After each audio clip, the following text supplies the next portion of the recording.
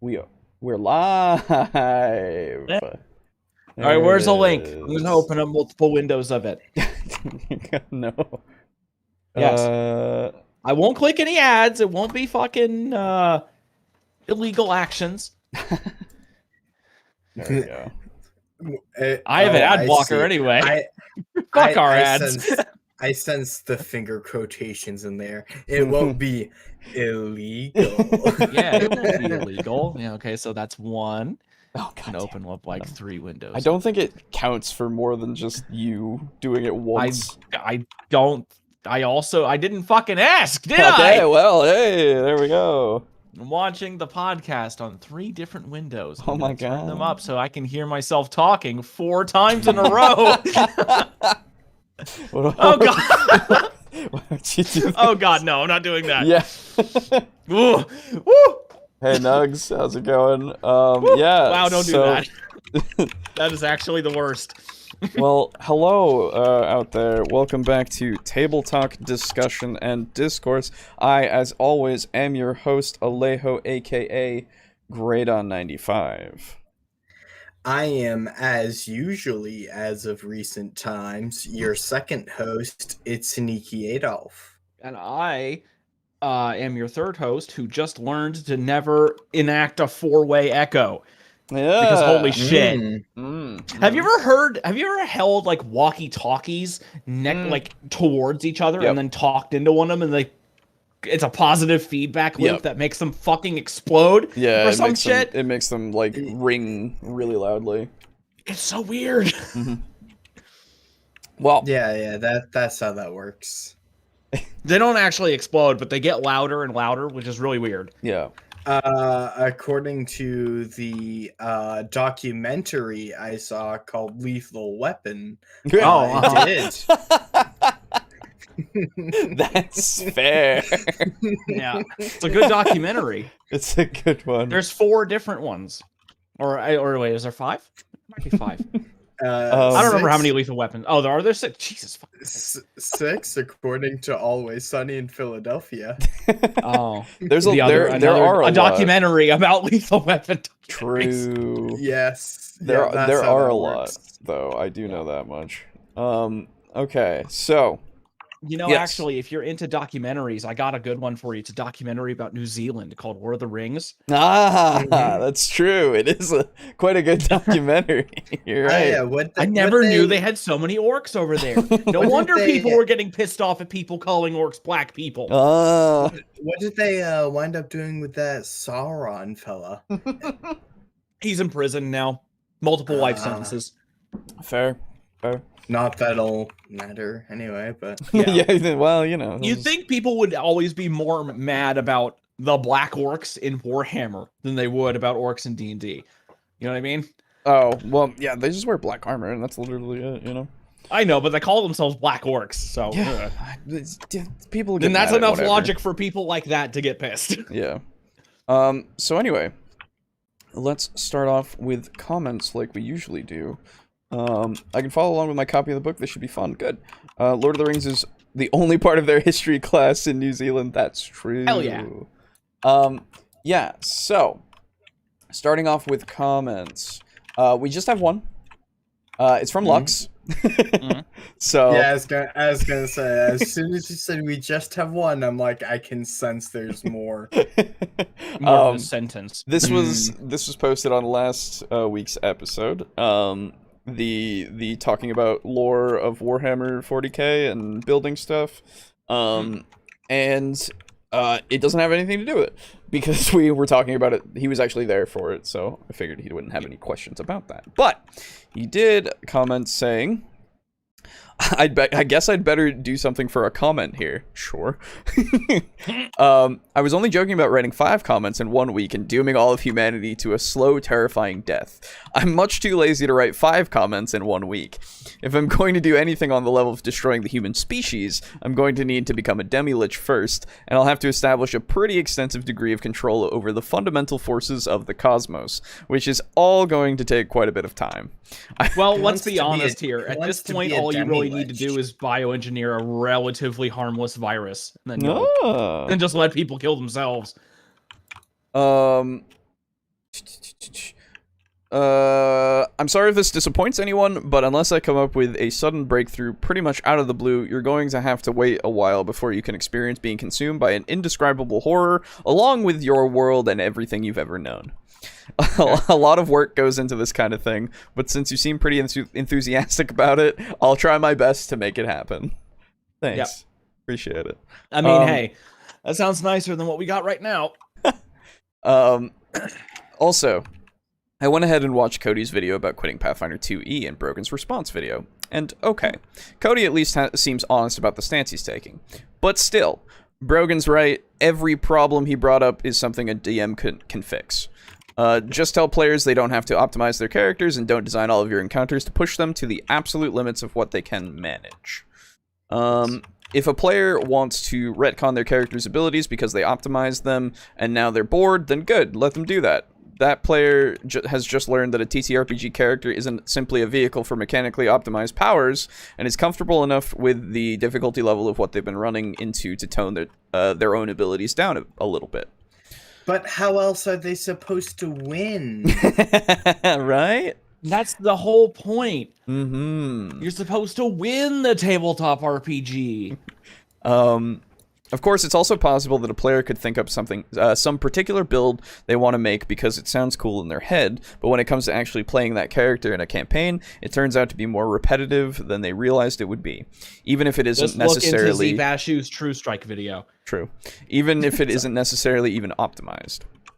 If that happens, it's still not the system's fault, it's just that the player didn't think about what it would be like to actually play a character build that way. That can happen, and if it does, you just let the player do whatever they need to fix it, and problem solved. Alright, this qualifies as a comment. Work complete. Have a nice week. Thanks, Holy Lex. shit. Yeah, it was a little How shorter long did than that you thought. Like 2 minutes. This is fucking weird. Right? This is gonna be a long podcast. Well, now we have 2 hours of videos, or 4 hours of videos instead of 3 hours. Did you guys also hear about Dungeon Craft and his thing on Paizo and Danger being bought by Witches of the Coast? Yes. Yeah, we did. Yeah. It's stupid. And then there was also the Garibay video. Yep, that's also a thing. And I showed that to Brogan, and his only response was, lol, what a fucking idiot. Yeah, fair. Yeah, that'll do it for the comments. So let us move on to the topic of today. Blades in the Dark. A game which none of us have ever played. None of us have played it. I didn't even heard of it before now. Well, so you have. That's the thing. It's been mentioned multiple times in the chat on occasion when we talk about rogues and such. Stealth stuff. Yeah, stealth stuff, definitely. And it is apparently also made by Evil Hat Productions. Oh. You mean the legendary creators behind Thirsty Sword Lesbians? Yes. The top-selling RPG of this decade? Yes, it is. Good evening, Indigo. Part of that was a lie. Evil Hat Productions of Thirsty Sword Lesbians fame? Mm-hmm. Oh, man, that's a much better way to say it, damn it. But yes, so I'm very interested to see what this is about because everybody likes it as far as I'm aware. Yeah. So it seems cool because I love stealth adventures. It's just always a shame because most of the time in a D&D group, unless you set up your campaign that way, there's usually only ever one rogue or at least one stealthy type rogue, you know? Oh, okay, correction. Evil Hat publishes it but did not design it. There you go. Okay. Yeah, see, like, because I love doing stealth stuff, but it's usually just one player. And so if you have a game of stealth stuff, you know, and then see what I want now is I want to have Blades in the Dark where you can do quiet payday missions and loud payday missions. Oh, sure, yeah. That's what I want. Amish, hey, what's up? Says, I think part of Cody's problem is that the more choices you make in character creation, the less you get to make in play. Which I don't know if that's his problem. I don't think that's even true. Honestly, with the way he worded so much of that video, it's really hard to tell because half of the time when people were calling him out for the legitimate stuff that he was saying that was incorrect, he always just responded with, "Oh no, you don't get it. You just don't get it." Yeah, there was a few times. So, well, that and like I don't know, man. It's just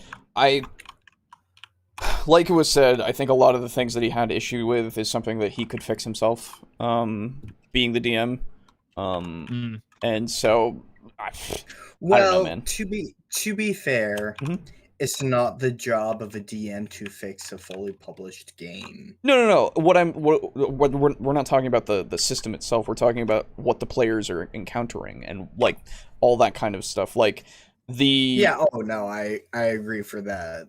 Like players can back themselves into a sort of a corner which is harmful for the health of the overall game. That's what I'm talking about. Nothing about the system itself being an issue, because it isn't the system's fault that players can do that, right? Like that's something that players just can do regardless of what's happening. And like all of the, make an encounter that requires more choices, or not requires, but enables more choices than the most optimal one every time, I guess, and all that kind of stuff. Well, we talked about it before. We have a whole podcast on it. Go listen to it. We have two of them. I'd like to see someone design a social encounter in a campaign where Cody has made a hyper combat optimized fighter that sucks at talking, right? And then he'll be like, "What?" True. Blades in the Dark is like having a group made entirely of Pathfinder 2e rogues, all of different subclasses. Okay, cool. Did Cozy put out another video, or is it the same one that when he ranted about Pathfinder 2e not giving players choice? Same one. Yeah, he did make two. He made the first one and then a response to all the backlash he got. Yes, exactly. And then he had a little bit more explanation as to what he meant. Yeah. Anyway, so let us move on to the video. Everyone in? I suppose we should get together. Right. Well, so while you're getting in, this is why you should play Blades in the Dark, brought to us by Dicebreaker. Don't fucking tell me what to do. I'm always eager to learn a new system. Exactly. And then I have another one prepared if this one goes a bit short, but we shall see. Always happy to learn what my sixth campaign will be in. Right, yeah. Or, hey, I'm gonna play in 8 campaigns. There are only 7 days in the week. Yeah. Did you hear that Brogan signed up for another one? Did he? Oh my god. He's playing in 5 different campaigns now. Very good. I was telling a friend of mine what days I'm available to play games with them on, and I'm like, they're like, how about tonight? And I'm like, I'm busy, and they're like, I'm like Tuesday, Wednesday, and Thursday night. I'm busy, guaranteed. Yep. Who's not in here? I'm in here. I'm loading. Oh, okay. I've got that rural Maine internet. Yeah. I feel you.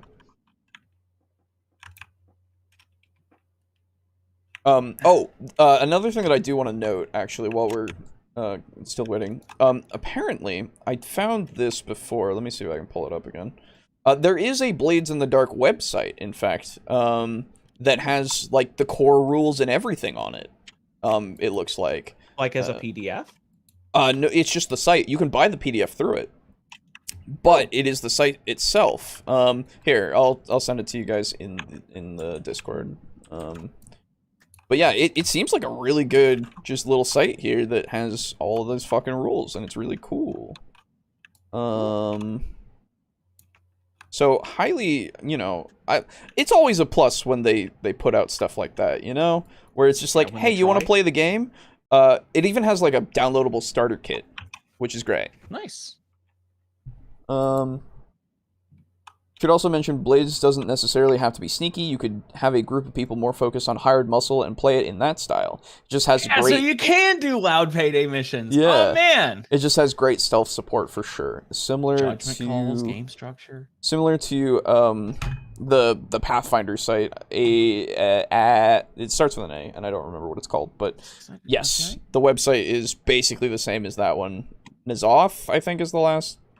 in the end part. But yeah, it's really good for rules.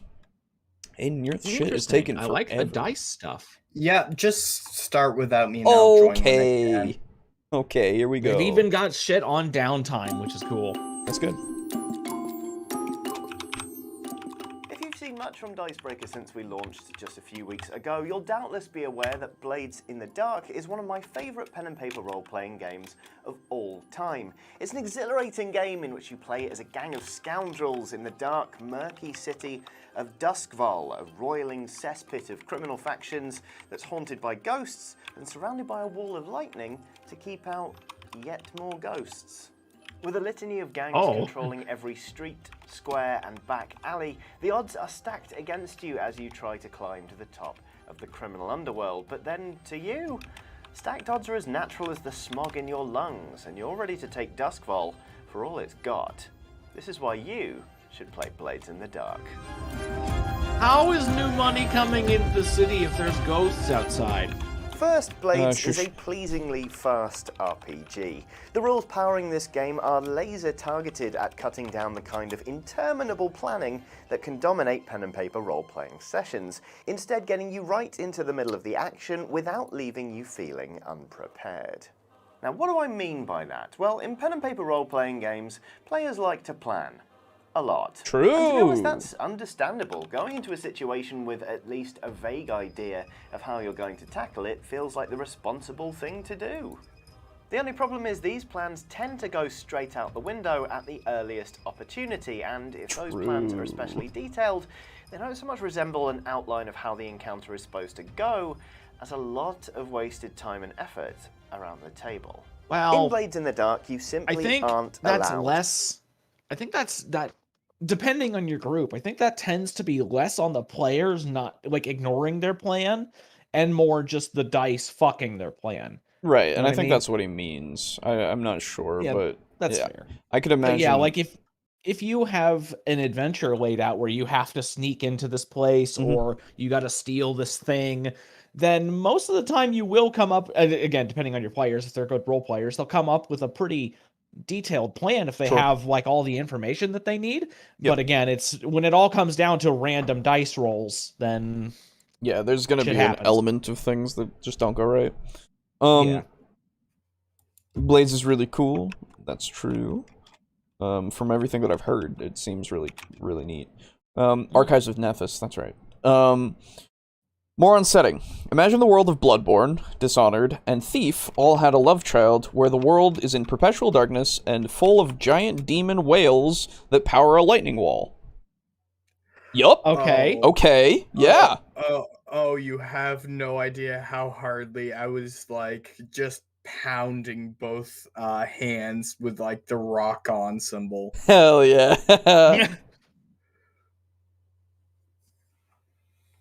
To plan ahead. When you decide you're going to attempt a mission, or a score as they're known in the game, you pick your target. Oh, okay, he didn't read it. Okay, I want to actually read this then. Your crew spends time planning each score. They huddle around a flickering lantern in their lair, looking at scrawled maps, whispering plots and schemes, bickering about the best approach. I want to steal these rules and play a Warhammer 40k where we're all playing Skaven. Oh, sure, and we're like kidnapping people from an Imperial city. Fuck, sure, that'd be awesome. Anyway, sorry. Lamenting the dangers ahead and lusting after sacks of coin. But you, the players, don't have to go do the nitty-gritty planning. The characters take care of that off-screen. All you have to do is choose what type of plan the characters have already made. Oh, okay. There's no need to sweat all the little details and try to cover every eventuality ahead of time because the engagement roll, detailed on the next page, ultimately determines how much trouble you're in when the plan is put in motion. No plan is ever perfect. Ain't that the truth? I like that. that's cool because Yeah, no, that sounds the neat. way he was wording it at first, everybody always everybody hates planning. Everybody hates when people are like making Rube Goldberg machines. Sure. But to me, I still think that that's fun. But Yeah. if you're doing it this way, where you have like a set number of plan types, Yeah, and yeah. then I assume you can probably kind of like make your own plan type if you want. Yeah. Hopefully. I like that because it still lets us be like, okay, we need to get this thing. How do we want to do it? We want to do it like smash and grab. We run in there like crossbows a-blazing, or do we sneak in at night? Do we do it Mission Impossible style? That's really cool. I like Absolutely. that a lot. That sounds really neat. What I would say is, I would imagine that there is still like it still allows you to do like a whole detailed plan if you really want to, not just There's nothing stopping you from that. Exactly. But you can't account for everything. The system assumes that there's always some unknown factors in trouble. Oh, that's good. Major or minor in every operation. You just have to make the best of it. That makes... And you know what? I That's actually great. really like that because that one line right there, they always assume there's some unknown factors in trouble. That kind of is a written statement that gives the DM the ability to fuck you over if things are going too well. You know what I mean? Well, so, sure, yeah. Well, say basically it can be as simple as say your operation, your score is going really, really well. Right. Then all of a sudden, a guard that wasn't on the projected schedule walks around the corner like, oh shit, we didn't account for this. It's as simple as that. Absolutely. But it doesn't feel as though you just like, oh, they're doing really well. Here you go. Have a fucking wrench in the works. Right. Yeah. It feels a little more natural. It does, and I can honestly, in those kinds of things, you can kind of assume that things are gonna potentially happen that way anyway. At least I would, because I'm like it says, you're not gonna account for everything. There's literally no way you can account for everything, Yeah. But yeah. As they're known in the game, you pick your target, for example, Ironhook Prison or a private buzz club in Silkshore. A cult. Yeah. Ooh. Engage a supernatural You can do power. it with the magic shit. That's cool. That's awesome. Yeah, so we have assault to do violence, deception to manipulate, stealth to never be seen. Occult, you've got supernatural stuff. Social, negotiate, bargain, or persuade. And transport, carry cargo, or people through danger. Oh, a fucking escort mission. Ah! I wonder what is a hard line between deception and social. They kind of sound similar. I guess social would be like paying people off, whereas deception would be like extorting them and being like, hey, I know this thing about you. You don't want everybody else to know. Maybe, yeah. That's definitely some manipulation, definitely. What I would say is that with something like deception, you can let's say you pose as a noble person, right, to get into somewhere in order to case the place and like actually get information and then get to the object, whatever it is you're going for. Maybe it's not an object, but regardless, you do that. And then social would be more outside of it, more negotiating maybe with other gang leaders or like, the guards themselves, like trying to bribe them to get you things, like all of that kind of such or stuff. Bargaining, I guess. Yeah, maybe. I don't know. It is a line. You're right. There's some line that's there, and I don't know that's exactly kind of that's kind of a blurry line between those two. But now, all of a sudden, what I really, really, really want to do is, if we ever ran this game, I would kill to like start the campaign like when you're like kids, and you're going to steal like a sack of bread. Are you and also then, thinking time Sly? Skip forward, and now we're all like best friends, and we're still doing shit like that. That'd be fucking great for rapport, dude. Yeah. Oh, that would be great. Are you also thinking Sly Cooper then? Because that's exactly what I was. It's just as soon as you said we're all children, I was like, oh, so exactly like what happens in Sly Cooper, huh? I forgot that actually happened in Sly Cooper until you mentioned. So there you go. Because it's been years since I played any of those. Yeah. There was actually a D&D one shot I did with it was the players were all a bunch of orphan children, and there was a new candy shop opening in the city. That's right. I remember you talking about this. But they didn't want kids coming in and like fucking up their shop. Yeah. So they made entry like you had to have a guardian figure with you. Yeah. And they had no one. So they were trying to like stealth their way into like the new candy emporium. Nice. Sounds great. And like I'm actually kind of really intrigued by just the word occult. Oh yeah. Because immediately I'm like, ooh. Yeah, are we summoning a demon and the demon's like, hey. Yeah, we're like, hey, steal Yeah. this thing for us. He poofs. Poofs back. Got it. That'd be funny. Is Yogg-Sothoth gonna help me into Amazon headquarters? Fuck yeah, dude. Get me in there, dude. I gotta get all this stuff. I swear I'll dedicate it to you. However, I'm a bit sort of like taken aback by the social aspect. Okay. Because like I get having a contact, I do. But like if you're going to try to use like insider information and like eyes on the inside and stuff, that would be just prep. Yeah, like, I don't. You should know a bit about your mark before you go in.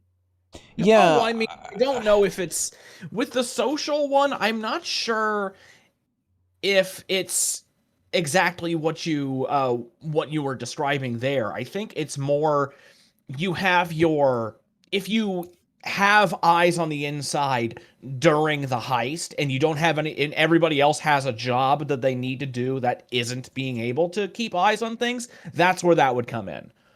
Maybe. I don't know, because it is one of the plans that you pick, right? So it's true. I looked at the site as well to see if I could get any additional information, but I'm not seeing anything more than what's there that says like these are the few plans.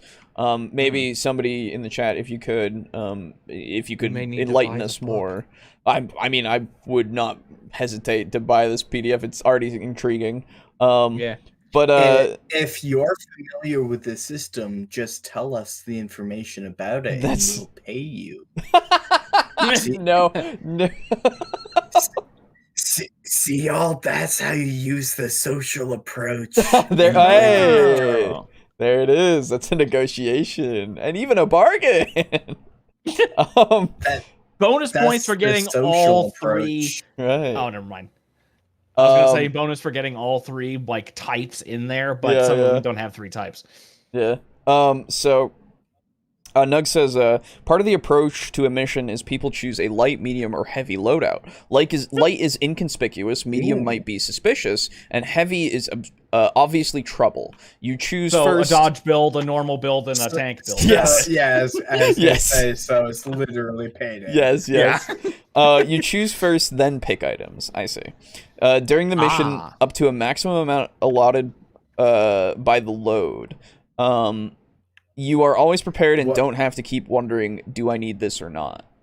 Okay. Very cool. Give me a sec, try to find it. Okay. Just got back from walking the dog. What's the question? Well, we're trying to figure out the difference between deception and social. Just a hard line of like, what's the difference, you know? Yeah, because they both kind of seem very, very similar. And they can blur together, bleed definitely. into one another. Yeah, as far as we're aware. Anyway. Yeah. You pick your infiltration method, stealth say, or maybe deception, and then that's it. The GM considers some of the factors counting for and against the players, rolls some dice to determine how strong a position they're in at the start of the score, and then back. Okay, wait. Engagement roles. Once the players choose a plan and provide its detail, the GM cuts to the action, describing the scene as the crew starts the operation and encounters their first obstacle. But how is this established? The way the GM describes the starting situation can have a huge impact on how simple or troublesome the operation turns out to be. Rather than expecting the GM to simply get it right each time, we use a dice roll instead. This is the engagement roll. The engagement roll is a fortune roll, starting with 1 die for sheer luck. Modify the dice pool for any major advantages or disadvantages that apply. Interesting. And also that all the dice you roll are d6s apparently. Yes. Okay. So I think this is using the same. Either this is using the PDF or the site. No, I think it's the PDF because this is in the same font. But I can look at the site itself to talk about a little bit of the major advantages / disadvantages. Is this operation particularly bold or daring? Take +1 die. Is this operation overly complex or contingent on many factors? Take -1 die. Does the plan's detail expose a vulnerability of the target or hit them where they're weakest? Take a +1. Is the target strongest against this approach, or do they have particular defenses or special preparations? Take -1. Can any of your friends or contacts provide aid or insight for this operation? Take +1. Are any enemies or rivals interfering with the operation? Take a -1. Ooh. That sounds awesome. Now, actually, I would love it if there was like you take this kind of stuff and then I think it would work better if it was in a different setting, because it seems like in this setting, it seems like every other criminal organization's kind of at each other's throats, right? Trying to climb over each other. Sure. I would love it if there was like a big mafia guy who was like, I oversee like all the crime, and there are like 2 gangs that I really, really like. So you 2 try to steal the same thing, and the first one who gets it gets made. I feel like that kind of shit would be I feel like awesome. I feel like that's still possible in this kind of system. It would just be whoever is ahead of this particular whatever faction, does the same thing to the people underneath. Yeah, that's a good point. Never mind. Yeah. Are there any other elements that you want to consider? Maybe a low tier target that will give you a +1 die. Maybe a higher tier target will give you a -1 die. Maybe there's a situation in the district that makes the operation more or less tricky. The engagement roll assumes that the PCs are approaching the target as intelligently as they can, given the plan and detail they provided. So we don't need to play out tentative probing maneuvers, special precautions, or other ponderous non-action. The engagement roll covers all of that. The PCs are already in the action, facing the first obstacle up on the rooftop, picking the lock on the window, kicking down the door of the rival gang's lair, maneuvering to speak with the Lord at the masquerade party, etc. Oh, there you go. Okay, social would be like that, maybe. Maneuvering to speak with the Lord. To the mark. Yeah, just talking to get the... Maybe it's like a whole information gathering kind of thing. And then you in order to do that, you have to talk your way through like a bunch of people, I play Payday. Talking? True. The only talking we do is when we scream at each other to get up. True.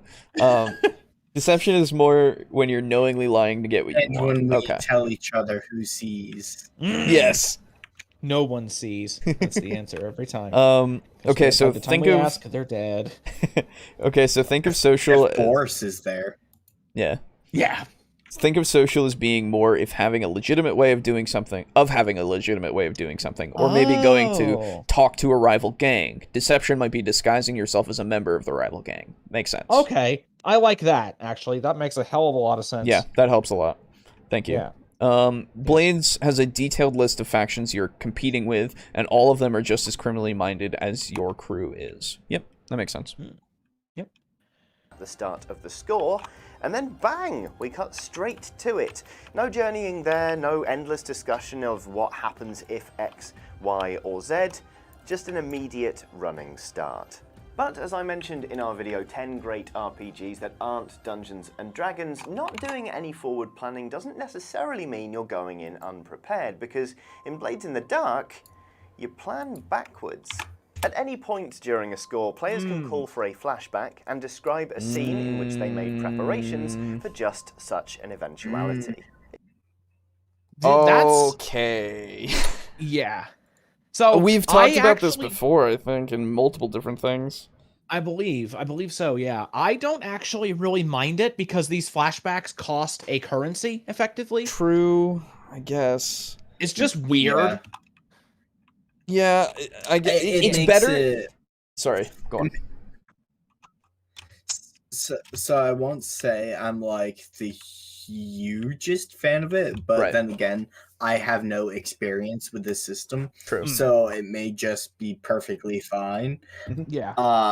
I will say what it brings, like what it conjures, is the Prince of Persia. Like, no, that's not how it happened. Sort of mechanic. Mhm. Yeah. For me, I guess it's better than Fate's in a way because, well, even with Fate, you're technically spending stuff. Yeah, you're still spending stuff. I mean, But- you're still spending stuff in this. That's true. I don't know. My thing is I always think it would be better. Oh, sorry. no. It's, my thing is always just like I understand that there are going to be complications. I feel like dealing with those kinds of complications is better than saying, "Oh no, I did this beforehand." Before the plan even started taking place. Like, Yeah, I thought that was it a just- part of the planning. Yeah, it just feels weird. It really I- does. So I will agree that being able to just pull a MacGuffin out of your Yeah. pocket that fixes your problem does seem cheap, even though it does cost a currency. Sure. Yeah. However, I would be very much a fan of a type of system that allowed for players to sort of like have a timeout, I guess, so to speak, Mhm. where something happens that is a bit of a complication, Sure. and then the players go, all right, timeout.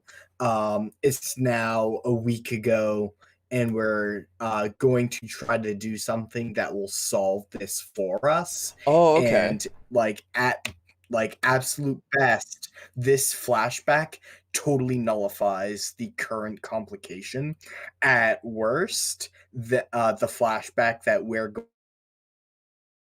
going to start playing out make the current complication way worse. Yeah, actually, that See- does sound a lot better. I like that a lot. Now, my thing So with that is that I would I like where you're going with that, but I think the problem would be that in the middle of the mission that's taking place, you say flashback time, and now you're on a whole other adventure, and it just kind of interrupts stuff. So I think that might slow it down a lot and make everything feel a little bit too disjointed. It could.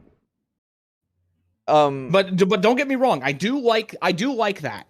it would Because it's basically just an expansion of the flashback idea, and it makes it feel a little bit more sensible rather than Right. just being like, there's a locked door. I prepared a lockpick earlier, remember?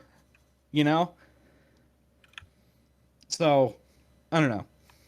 yeah. I And, don't really know how you um, fix it. in a situation like this, like you play out the making of the lockpick and find out like, was the lockpick you made shit? Yeah, that's true. Fair. So, well, what I will say is that there's more to this. Obviously, they do have this stress cost, which, maybe that will persuade me more. Let me read this real quick. The rules don't distinguish between actions performed in the present moment and those performed in the past. When an operation is underway, you can invoke a flashback to roll for an action in the past that impacts your current situation. Oh, you roll for it. Oh, weird. Okay, so you don't just get it automatically. Okay, that's good. Maybe you convince the district watch sergeant to cancel the Blue Coat patrol tonight, and you make a sway roll to see how that went. The GM sets a stress cost when you activate a flashback action. 0 stress is ordinary action for which had an easy opportunity. The cutter consorted with her friend, Trail, to agree to arrive at the dice game ahead of time to suddenly spring out as a surprise ally. 1 stress, a complex action or unlikely opportunity. The Hound finessed his pistols into a hiding spot near the card table so he can retrieve them after the pat down at the front door.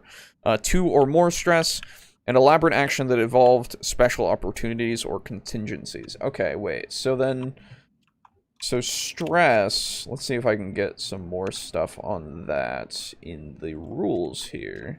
Yeah, what I would like to know is how much stress do you start out with per thing? That could be like a level thing. Well, no, I think stress is like the difficulty of it. Oh, here we go. Stress. Oh, right. Yeah, that's true. Oh wait, no. Okay. Player characters in Blades in the Dark have a special reserve called stress. When they suffer a consequence that they don't want to accept, they can take stress instead. The result of the resistance roll determines how much stress it costs to avoid a bad outcome. Okay. That sounds so funny to me. It's like, oh, guys, there's a fucking lockpick. There's a door here. Fuck, I'm so stressed. Oh, it's okay. Okay, good. I don't want to deal with it. There's so many factions that are given in a blurb to play with, and I want more games to have them included. That's fair, yeah. Stress is used for multiple things, and spending too much will lead to permanent consequences to your character. Spend all your stress and gain... spend all your stress and gain a point of trauma, and having 4 means insanity or death. Okay. I'm sorry. What? Okay. To be fair, this game is somewhat Lovecraftian. It seems It's true. So that just sounds funny to me, man. Then I must be really insane from the time I worked at Chick-fil-A. Well, no. It's trauma. The trauma points. 4 trauma points. Oh, I know. You take 4 stresses, you get a trauma. No. You take... Wait. Having... No. It's having 4 points of trauma leads to insanity or death. Oh, okay. Yeah. How do you get trauma? Let me see. When a PC marks their last stress box, they suffer a level of trauma. So after you've used all of your stress, you get 1 trauma. I see. And then you get a trauma condition. Ooh. Trauma conditions are permanent. Oh. So, yeah, you don't want to run out of stress. Okay, so that causes a balance out. Okay, so that helps me out a lot, because using your stress too much to do these flashbacks, if that's what this is makes you go insane. Makes you fucking die, yeah. Because it gives you cold, you're not moved by emotional appeals or social bonds, so I assume you can't be good in social stuff. Haunted, you're often lost in reverie, reliving past horrors, seeing things. Oh god. Obsessed, you're enthralled. Another nightmare about the door. Obsessed. You're enthralled by one thing, an activity, a person, an ideology. Paranoid, you imagine danger everywhere, you can't trust others.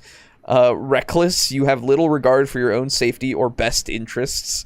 Soft, you lose your edge, you become sentimental, passive, or gentle. Unstable, your emotional state is volatile. You can instantly rage or fall into despair, act impulsively, or freeze up. And vicious, you seek out opponents to hurt, opportunities to hurt people, even for no good reason. Nice. When you mark your 4th trauma condition, your character cannot continue as a daring scoundrel. You must retire them to a different life or send them to prison to take the fall for the crew's wanted level. Oh, man. That's super good. Cool. Okay. It works better than it sounds. Yeah, fair. Oh my god, I love it. I think they go over how trauma can actually help your character possibly later in the video. Okay. You can gain XP by willingly embracing the negative aspect of your trauma, but it will be worth it. Yeah, that makes sense. Cool. Okay. Now that is very similar to 7th Sea, where at character creation you take perks or traits and flaws, and when you act out your flaw accordingly, you get hero points, which lets you do stuff. Gotcha. Made preparations for just such an eventuality. If all the characters have been unexpectedly forced to leave their weapons at the gatehouse of a stately manor, for example, a player might call a flashback to the previous night when they snuck over the wall to hide a stash of short swords, daggers, and pistols in the hollow of a tree inside the grounds.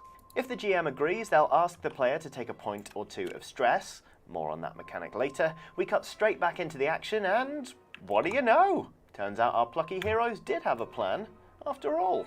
So compared to some games, Blades in the Dark is lightning fast.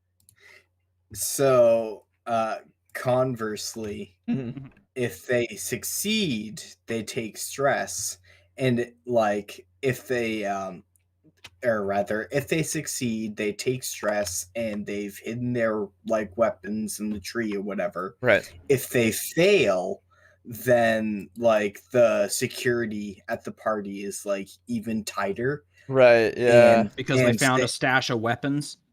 Yeah, and they don't have their weapons. Yeah.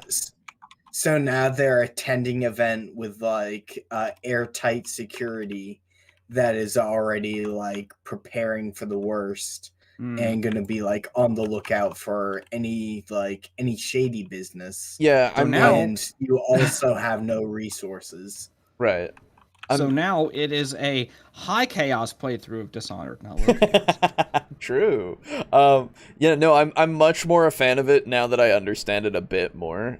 Because like the fact that it is something that you do have to kind of test as well, which then could adversely affect or help. It really depends on how well you did. Like that makes it much better to me because it makes it a risk reward kind of thing.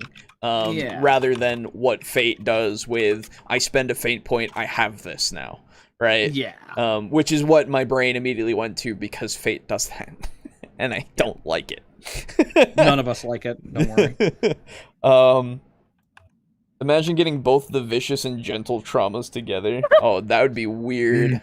So that made you're me think of schizophrenic. Yeah, that made me think of a video that I've seen before from us. What the hell is his name? Awaken with JP, and it was just called The Sociopathic Empath.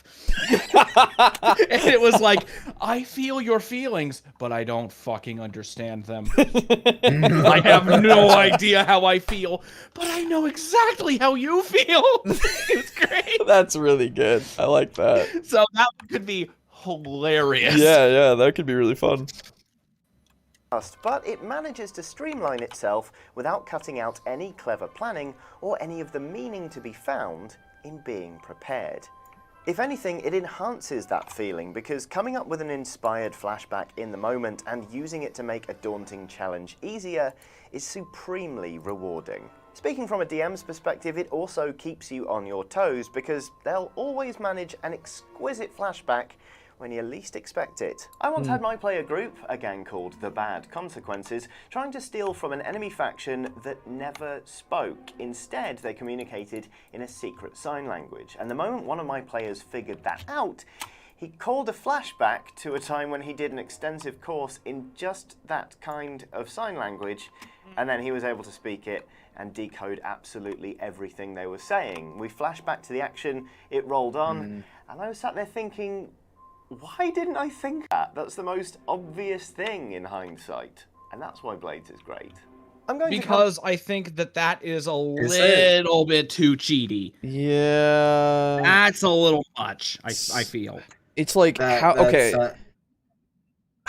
That sounds like bad DM prep and a very easy workaround. Yeah. And then you ascribing that as praise of the system for no reason. Exactly. I think that's something that, first off, I would go, how the fuck did you take a thing to learn this secret language? Yeah, right. It's the thing that only they know. Only they know they've created. How would you? What are they holding classes on it? Now, I was gonna say they aren't holding night classes at the local high school. Right. This is the thing. The local heist school. Heist.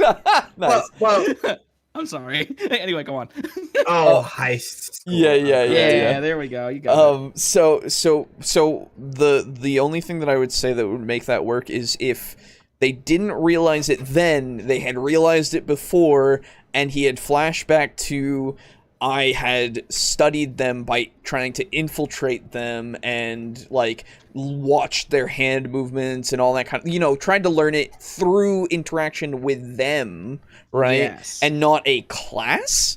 Yeah. And also but the other thing is you can't also do that because, hey, you just realized this right now, you know?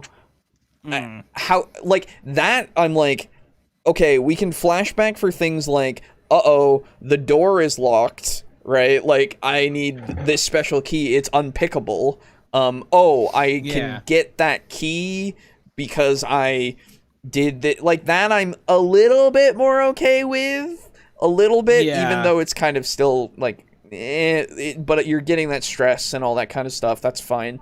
But with something like, oh, I took a class for this secret language, I would have to because say, because the think thing of is, something if you're sneaking into a manor or something, and you're like, oh, okay, we cased the place, and I saw which doors were that appeared to be locked, and I stole a ring of keys from the guard captain. Sure, yeah, easily. Or I snagged his keys, took like imprints of them or casts or whatever, made new keys, gave it back, and so I have all the keys that I need. That makes more sense than just, oh, they're communicating with sign language. Turns out that this was in my college classes. Right, you know? I mean, I understand it's not like that, obviously, but it's definitely like, how the fuck, Yeah. Oh, they're just communicating in ASI. Okay. Yeah, Awaken with JP is awesome. Another way I stopped watching him recently because he got way too into politics for the last while, and so I just, like, I'm not interested in politics. That's so fair. I haven't seen him in a while. Another way to use stress is to lessen damage done to you. Think of it as uncanny dodge from 5e, but now you're spending stress to do so. Also, wound track instead of HP in the system. Very cool. I like wound tracking. That's fun. The flashbacks are intended to be like those in the TV show Leverage and the Ocean's 11 movies. No, I understand the intention. Yeah, we get it. Yeah, we've seen the movies. Yeah, I have at least. I've seen all of the Ocean's movies. I played Sly Cooper. Okay, well, there are flashbacks in those. Spoiler. Yeah. I get that. But there's some things that I don't know if you could just flashback for. It would feel too weird and cheap like this. Yeah, it feels too cheaty. For the sign, feels too retconny, I guess is the word. For the sign language, you can also, as a GM, say that it's a lot of stress due to the amount of studying it took to learn, and then they have to hope they learned it properly based on their role. Yeah, sure. Yes. That's the thing. It's the amount of stress that you have to induce, which could make it so that it's like, okay, if you really want to do this, then yeah, you're gonna take a lot of stress, right? Yeah, because you had to fucking cram. Right, and then if they roll for it and they get it, like they don't do it, then you took a lot of stress, but you didn't fucking learn it. Right? Well, it's just like you're now in the same position you were before. You really tried back then, but now you're fucking stressed, right? That I can see is fine. The way he described it doesn't sound like that. Yeah. The city streets are always a class in session. That's true. Yeah. I still think I'd like to see an option where, like, you put down, you say, how much does it cost for me to, like, double down on this? Okay. And then the DM pauses for a moment and he goes, it would cost you about 3 stress. Sure. And you say, okay, well, I've been watching this happen for a while, and I think I've got the gist of it, so I'm going to try to mimic it. And the DM, like, raises his eyebrows, and he goes, all right. And he rolls dice, and if he successfully, like, manages to dupe the other person and get away with it, it costs no stress. But if, like, he fails, then he's now used 3 stress, and the other person is like, they're interlopers here. Yes. We need to stop them. Yeah, no, yes. So that's the thing. If they do the flashback thing to try to learn it, they fail, and then they try to deceive them by trying to mimic it after that, then I'd be fine with it, you know, and then that's just up to whether or not they did it, right? Yeah, I'm just like, I'm fascinated with the idea of this because it's such a alien concept, I guess. Not really alien concept. It's just there aren't any RPGs that do it. I would agree. At least currently. Well, aside from Fate. It's very story driven. Yes. Yeah, that's true, and I do like that. I'm a fan of it. I'm just like slightly wary of it, you know, and that's just because I Yeah. haven't played it. That's really It's because about we're it. all rules mongers. Oh, Well, no. no. I'm not saying in its current iteration I'm a fan of it. I'm saying I have the fascination with the thing I came up with. Oh, I see. Okay, Oh, fair. I too am fascinated by the things that I come up with. Have you guys heard of Devils and Dice? I also came up with that, and it is Nice. quite fascinating. To Good myself. segue. Very cool. Have you played Snake Snatchers? I have. Oh, Oh my God. nice. I heard that was made by the three of us. That's true. Oh my God, it was so fun, and it didn't take an hour. The three of us, he says, except he fell asleep while Alejo and I continued to talk. And Hey, then man. fully developed a game system and dropped it in his lap, I and was we're like, gonna- I was do gonna what you say, want with it. We And he changed said, it entirely. Okay, changed nothing about what we delivered him. Bullshit! I and changed then a lot of shit, implemented actually. Back to the system and the other ways in which was waiting it for the excels slurp. shortly, but first I'd like to talk a bit more about the setting and what makes it so compelling. As I mentioned earlier, Duskfall is a dark, dirty, and thoroughly dangerous place. It's paved with hard cobblestones that glint in the unnatural glow of As opposed to the electroplasmic soft light. cobblestone. Electroplasm is energy distilled from mixing Oh, ghosts with blood electroplasm! drawn from hulking great leviathans, for your information. And its citizens are just as likely to stick a blade in your gut as they are to give you the time of day. It shares similarities with Peaky Blinders, with the Dishonored video game series, and with the brilliant fantasy novel The Lies of Locke Lamora by Scott Lynch, which is one of my all-time favourites.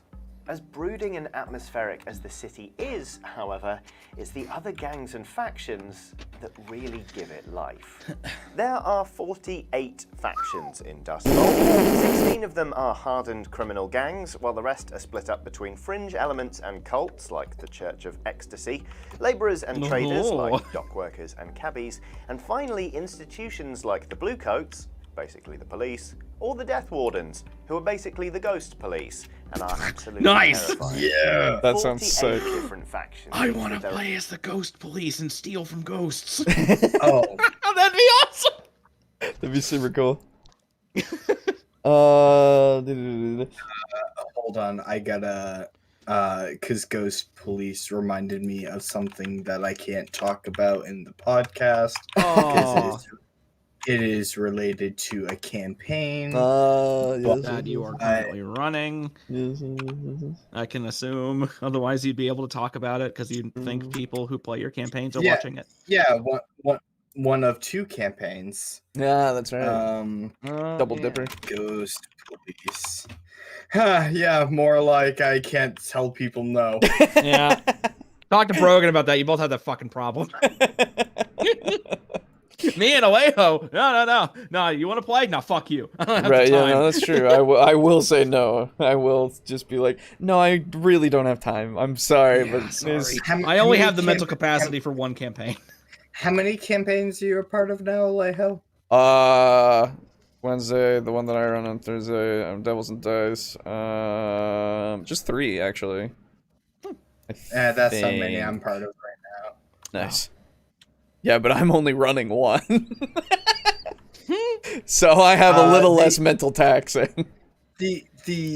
Well, technically, like, one has been on hold for like a while. Okay. Oh, okay. Well, at least it's that. So I am like only actively DMing one of them. I feel it. If we count both campaigns where I am technically the DM, I'm part of 4 D&D campaigns now. Oh. God damn. Yeah. But Still not as many as Brogan. True. Get on his level. yeah, no, that's just because I haven't heard the details of the other 3 yet. It's true. Fair. But why would there be a class for secret sign language only this one crew uses? That doesn't really make it all that secret. I agree. Yeah, right? The gang could be using like a church as a front, and the church could have its own sign language, but it's a lesser known church. So the chances of other people actually knowing it would be rare. So then it's The like, thing- oh, you found that? Really? Wow. Nice. Yeah. You know? I think the thing that I would do is if you threw a secret sign language at me and it was in a part of a criminal organization, I would just say that since my character was already a criminal, he tried to join them previously and picked up a little bit, before they kicked him out. Oh, or I yeah. did join them previously, and I picked up something. Yeah, no, that's a that good makes a workaround. lot more sense to me. Yeah, no, that's definitely sensible. It's more sensible than saying class. Yeah, that's the thing. As long as you have a sensible way to tell how this is possible, then a lot of the time this is okay. It's just the people that are telling you how this system works often don't really word it very well. Which is a shame. Turf, friends and enemies, strengths and weaknesses. There are loads of people for your fledgling criminal gang to target, in other words. And the best part is, it's all fleshed out for you. Your players can stick a pin in the map and say, we want to do a score here. And you could say, Crow's Foot. That's the turf of the Crows. They're a tier 2 gang, so there'll be a tough fight, but they're not insurmountable. Let's see, they hate the Dockers, so maybe you could appeal to them for a bit of muscle. Although they are allied with the Bluecoats, so don't get caught. Whatever you do. Their HQ is, to be honest with you, pretty well fortified, although this is interesting. Their leader, Lissa, is pretty new to the job, so maybe there's a sort of organisational weakness that you could exploit. If the gang decided to do a bit of further digging, they might find out Lissa actually murdered the old boss of the Crows, a man named Rorik, and in fact his vengeful ghost stalks the city. Dude, going to find the ghost and that would be so cool to use it. And then convince the ghost to help you, and then yeah, yeah. Oh, that's super sick. I'm into it. That's so sick. Might be able to perform a ritual to summon said ghost and offer to help it get revenge. Yeah! Now, that level of detail might sound like a lot, and to be honest with you, it is, but the good news is you don't have to memorize it all at once. You can just look at each gang as they come up, and also the information is very concisely laid out in the book. That's 4 of the factions right there on one double spread. Wow, and that's good. If you lean into these details, you're going to have so much more fun, because Duskfall is a very cramped, very claustrophobic city. It's got these 48 factions all kettled together, and most of them are scoundrels and killers, and every single one of these factions, whether directly or indirectly, is linked through this system of alliances and rivalries. You can't so much as move, in other words, without shifting the game's delicate, volatile balance one way or the other. It's Warhammer. Ideally, you'll be shifting it in your favor, but whatever happens, if you embrace the faction game in Blades in the Dark, you're going to have a really exciting and, let's face it, probably bloody time. Because if there's one thing Blades in the Dark will teach you about itself time and time again, it's that actions have consequences. Okay. Pulling off daring and chaotic heists is a great way to earn money, but it will also draw down a lot of heat on the gang, making you highly wanted criminals and getting you landed in jail, for example. Or it might pitch you into a... Okay, before he goes there, I actually want to see that worst position. Because some of these consequences sound sick. Yeah. This consequence represents losing control of the situation. The action carries you into a more dangerous position. Perhaps you make a leap across to the next rooftop, only to end up dangling by your fingertips. You haven't failed, but you haven't succeeded yet either. You can try again, re-rolling at the new worst position. This is a good consequence to choose to show escalating action. A situation might go from controlled to risky to desperate as the action plays out and the PC gets deeper and deeper into trouble. Very cool. So it's just pushing your rolls from Call of Cthulhu. Basically, yeah. Much. Except in Call of Cthulhu, you've only got the option to push it once. After that, it's just an auto fail if you fail. Yeah, we've got other complications here in the rules that say lost opportunity. This consequence represents shifting circumstances. You had an opportunity to achieve your goal with this action, but it slips away. To try again, you need a new approach, usually a new form of action or a change in circumstances.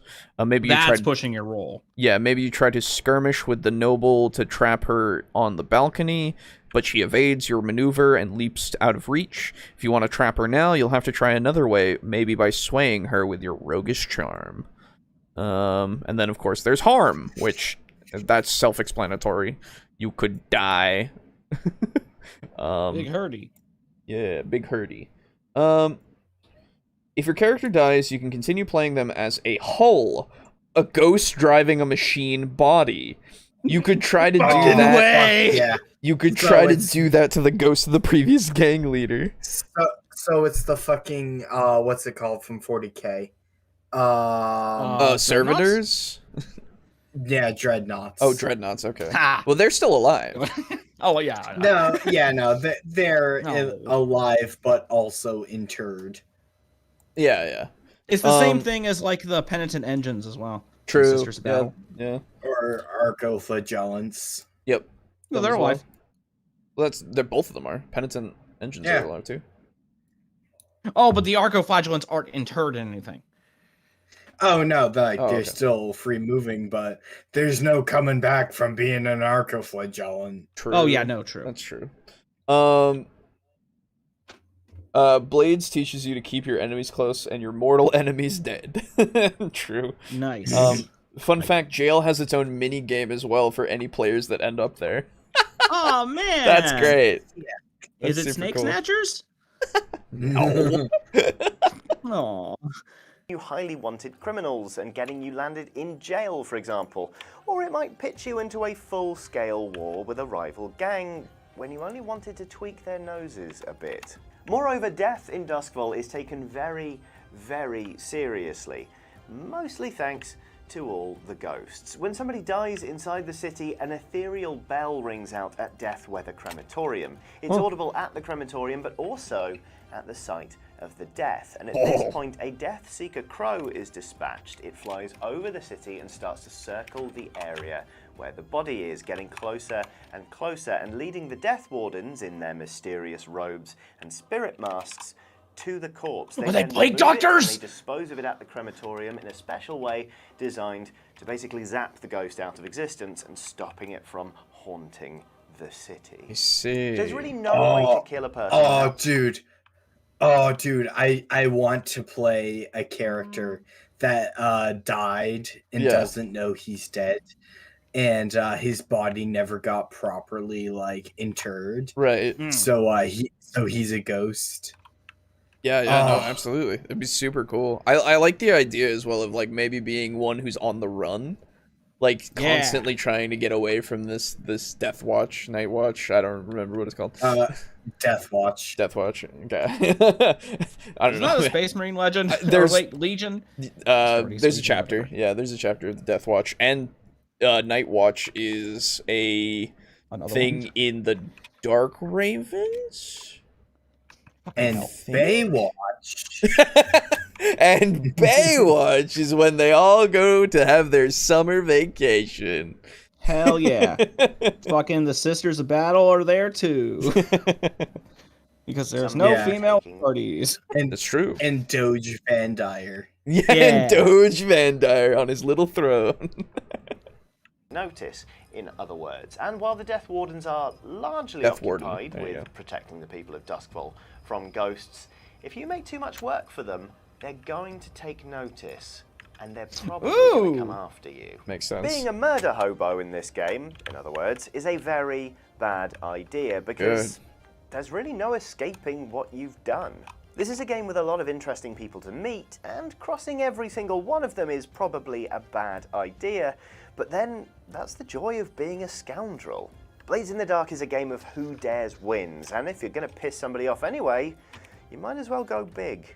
As well fleshed out as Blades is, however, I don't want to give you the impression that it is a completely rigid and inflexible lore system, because the game actually leaves several questions either partly or wholly unanswered, leaving you to fill in the blanks, like what's the deal with all of the ghosts?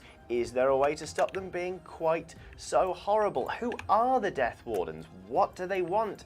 What is the deal with the Leviathans? And what's outside the city. More ghosts There and is loads of leviathans. room for you to weave your own lore around the existing stuff in Blades in the Dark, and while there are suggested goals and aims for each of the factions, what they get up to and how they act is really up to you. As it's most rich things. and detailed, in other words, but it's also pretty flexible. Blades in the Dark exclusively uses six-sided dice for its rolls. When you want to make a skill check, you consult the relative skill and pick up a number of d6 equal to the number of dots shown on your character sheet. You roll these dice and take the highest result from among that dice pool. A 6 is a success if you roll 2 of them, that's a critical success, and generally everything's gone swimmingly. Well done you! Roll 4 to 5 and you succeed, but there's a complication. You might successfully pick a door lock, for example, but maybe somebody downstairs hears you and comes to investigate. Or maybe you've talked your way into a party, but one of the guards doing security has started to follow you. On a 1 to 3, your roll has failed disastrously. You will meet with a consequence that will likely cause you harm, and at the very least, significantly change the parameters of the situation, maybe even the whole score. If you're worried about screwing up the roll, there are a couple of ways you can get bonus dice. You can push yourself, taking 2 points of stress for an extra d6, there you or go. you can take a devil's bargain. These are scenarios put to you by the GM, offering you a greater chance of success, but bringing a complication in to pay for it. For example, you might be able to lever open a window, but you'll break your sword in the process. Or you'll get an extra die to convince someone to do you a favor, but they're guaranteed to be offended and consider you an enemy from now on. Makes sense. They're lovely little twists of the knife. So that make is your pushing luck the rolls. exciting. Yeah, I was gonna say that is definitely more of the push the roll thing. Yeah. There's a few. I just want to see. There is like. He said 1 to 3 is just bad. Yeah. Okay. Interesting. Yeah, I think that's a slightly too big a margin for like crit fails. I mean, I don't think it's gonna be crit fails. It's just you failed, right? I think guess so. this goes into the whole going into like the the scale of it's that bad and then this bad and then this bad, right? I think. I still like the idea of the DC system. Like, you have 3 dice to roll, and you need a minimum score of 12 to pass. Sure. Yeah, no, I'm having the thing to meet is good. What like I'm also a fan of just numbers of success, right? That's like just successes. yes, that's usually what I like from skill-based things, of just like how Vampire does it, where you a 6 and up is a success, whilst everything else is not. And then 1 is actually bad if it's a hunger die, but I like the idea of it's a success or not, and then you go, well, you need 2 for this circumstance, or this one's a little harder, you need 3, or you don't even need to roll for that, all that kind of stuff. Which I assume maybe this is the way. Let me see about action rolls here. So the way that goes is player character does something challenging, make an action roll, see how it turns out. So the player states their goal. Your goal is the concrete outcome your character will achieve when they overcome the obstacle at hand. Usually the character's goal is pretty obvious in context, but it's the GM's job to ask and clarify the goal when necessary. The player chooses the action rating. Okay. The player chooses which action rating to roll, following from what their character is doing on screen. If you want to roll your skirmish action, then get in a fight. If you want to roll your command action, then order someone around. You can't roll a given action rating unless your character is presently performing that action in the fiction. The GM sets the position. There you go. Hey, Mog, how's it going? Once the player chooses their action, the GM sets the position for the roll. The position represents how dangerous or troublesome the action might be. There are 3 positions: controlled, risky, and desperate. To choose a position, the GM looks at the profiles for the positions below and picks one that most closely matches the situation at hand. By default, an action roll is risky. You won't be rolling if there is no risk involved. If the situation seems more dangerous, make it desperate. If it seems less dangerous, make it controlled. Then you set the effect level. The GM assesses the likely effect level of this action. Given the factors of the situation, essentially, the effect level tells us how much this action can accomplish. Will it have limited, standard, or great effect? Then you add bonus die if you get that. You can Devil's Bargain. Roll the dice and judge the results. Once the goal, action rating, position, and effect have been established, add any bonus dice and roll the dice pool to determine the outcome. The action roll does a lot of work for you. It tells you how well the character performs, as well as how serious the consequences are for them. You got the 6, the 4, 5, and 1 to 3. The worse your position, the worse consequences there are. Yeah, so I think it's quite literally like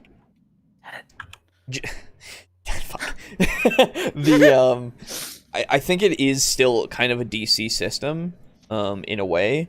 It's just you have 3 numbers that you could fail on, or 3 numbers that you succeed on. That's it's not anything like you're getting a critical failure. It's just the consequences of what's happening around you are determined beforehand, and if you fail, you're going to have those consequences happen. That's fair. I guess I'm not really a huge fan of it being a 6 is a success. 4 to 5 is a success, but you fuck up, and then 1 to 3 is just a straight failure and a fuck up. You know what I mean? I kind of wish it was like, I don't know. I don't really know what it is, what it should be, to be honest. Yeah, oh, go on. They did the best that they could for making a D6 based system. Very true. However, I do agree that like straight up like having a 1 to 3 margin for failing is a bit high. However, do consider, Boo, the amount of times that you're going to roll a 1 to a 3 is like very small, given the fact that you roll 3 or 4 dice at a time. Yeah, that is true. And then you just select the highest one. I guess I forgot about that. Yeah, I think that's how that works. So that's what I was going to say as well. There's also the fact that I just don't really like having like a skill system based on D6s where half of them are like can just fail. Because like having a 6 always mean a success sort of takes some agency out of the DM's hands. When you are as a DM can like make a DC for a task, you can fully consider everything that is encompassed within that task and say, all right, the DC for this is 17 or a 23. And like you can arbitrarily make some very specific number instead of like a 6 a success. You can choose something very odd, but like it's a number that still is reflective, I guess, of how difficult the task is. That's fair. Like it doesn't have to be a multiple of 5 or 6 or 10. It can be 17. Right. So you're removing the ability of the DM to do that. And I think that like a very elegant fix that allows the DM to still retain that is by allowing the DM to set DCs, and then just make it so that you roll all of your dice at once. And you count them all up, and then you say, okay, it's this. Like all of my D6s combined, I'm able to roll 4 of them. And oh, look at that, I got a 24. And the DM goes, all right, the DC was a 17. Like there's some members of the party that can only roll like 2d6 on a deception, and they just straight up could not pass. Okay. Because they're just not skilled enough. Yeah. So Well, you maintain. I guess my thing, I guess just to play devil's advocate for this, I guess, from what I gather, at least from what has been said, like, we're always in this, like, it even says you're going as intelligently as possible, so you've picked the route, the plan of which is going to play to your strengths the most, right?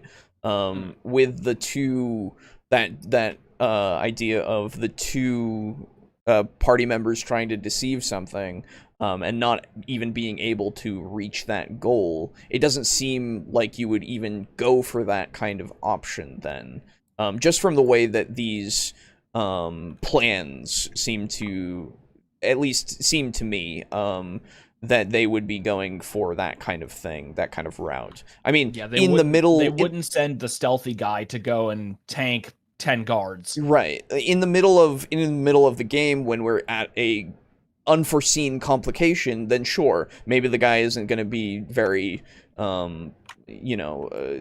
very persuasive because he wasn't expecting it. That would make total sense, and in that case I would be like, okay, yeah, sure, there might be a chance that you completely fail, but for a lot of the things, like the major things, I feel like it would still be in that purview of like, we chose, this is the plan we're going for, right? While I agree, though, that I would prefer to have it be a DC of some sort, because I like my skill-based systems like Vampire, where I roll all of my dice together and the amount of successes is determined by, or the amount of successes determines if I pass the set DC of successes that I need, right? Because I have this dice pool that I've built up with all of these skills. I would rather have something like that. You need the big number go up. Yeah, I mean, and like, you do get the ability to have more dice to roll,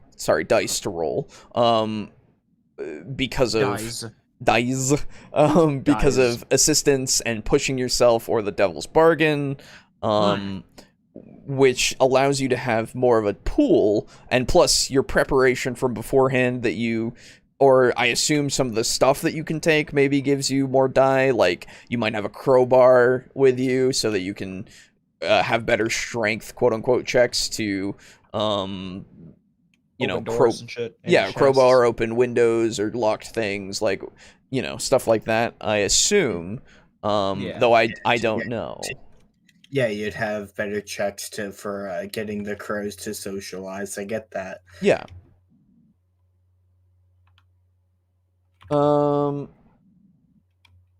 Okay, there's a few things. Devil's Bargain example. The character is fighting someone in an alley with a spear. You can try using the spear length to your advantage, but you'll end up backing into the street, success or otherwise. Sure. Then it comes down to whether or not you want to risk being seen out in the open for the extra chance at success, or maybe try to counter-offer your own example. Anyone at the table can give bargains.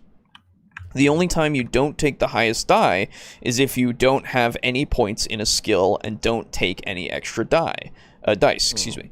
Then you roll twice and take the lower roll, essentially disadvantage. The equivalent of setting a DC is setting the position and effect. Maybe it's both desperate and lesser effect, so even a success won't do as much as it could, and a failure could be catastrophic. Yeah, that's the other thing of the like it was saying, controlled, risky, and desperate.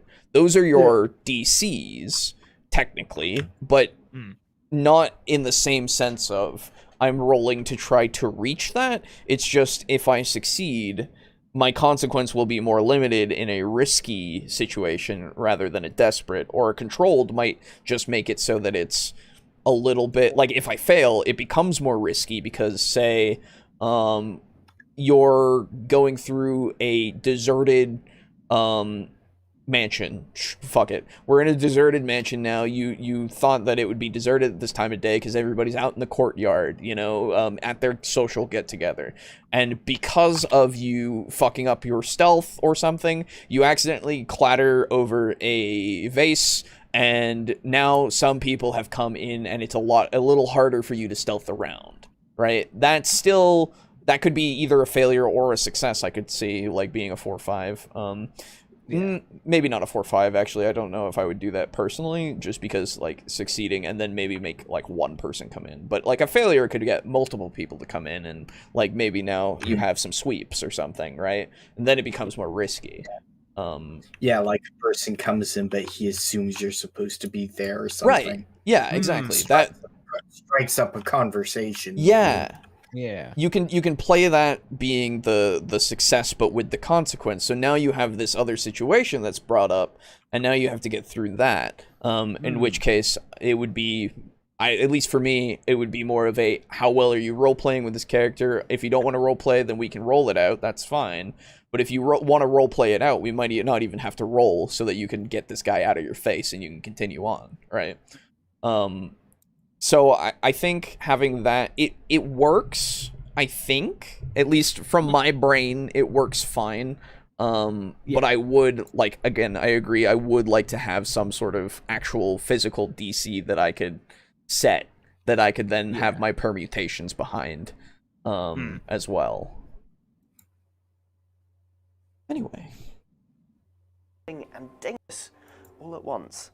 Now, I mentioned stress just a moment ago, and this is one of the best mechanics in all of Blades in the Dark. As I already mentioned, you can use stress to buy extra dice, and you can use it to pay for flashbacks, but you can also use it to reduce the severity of any injuries you take. If you want to soften a blow, you can make a resistance roll. In a resistance roll, you take 6 stress minus the highest result of a stat roll. The cost can be anywhere between 1 and 5 stress, depending on how you roll, in other words. But given this mechanic allows you to save your character from dying, it's really handy. Stress is a really useful currency, in other words, but you do need to be careful because you can also take stress as a result of messing up a roll. Spending too much of it voluntarily then is a risky business, because if you take too much stress, your character bugs out of the mission and takes a level of trauma.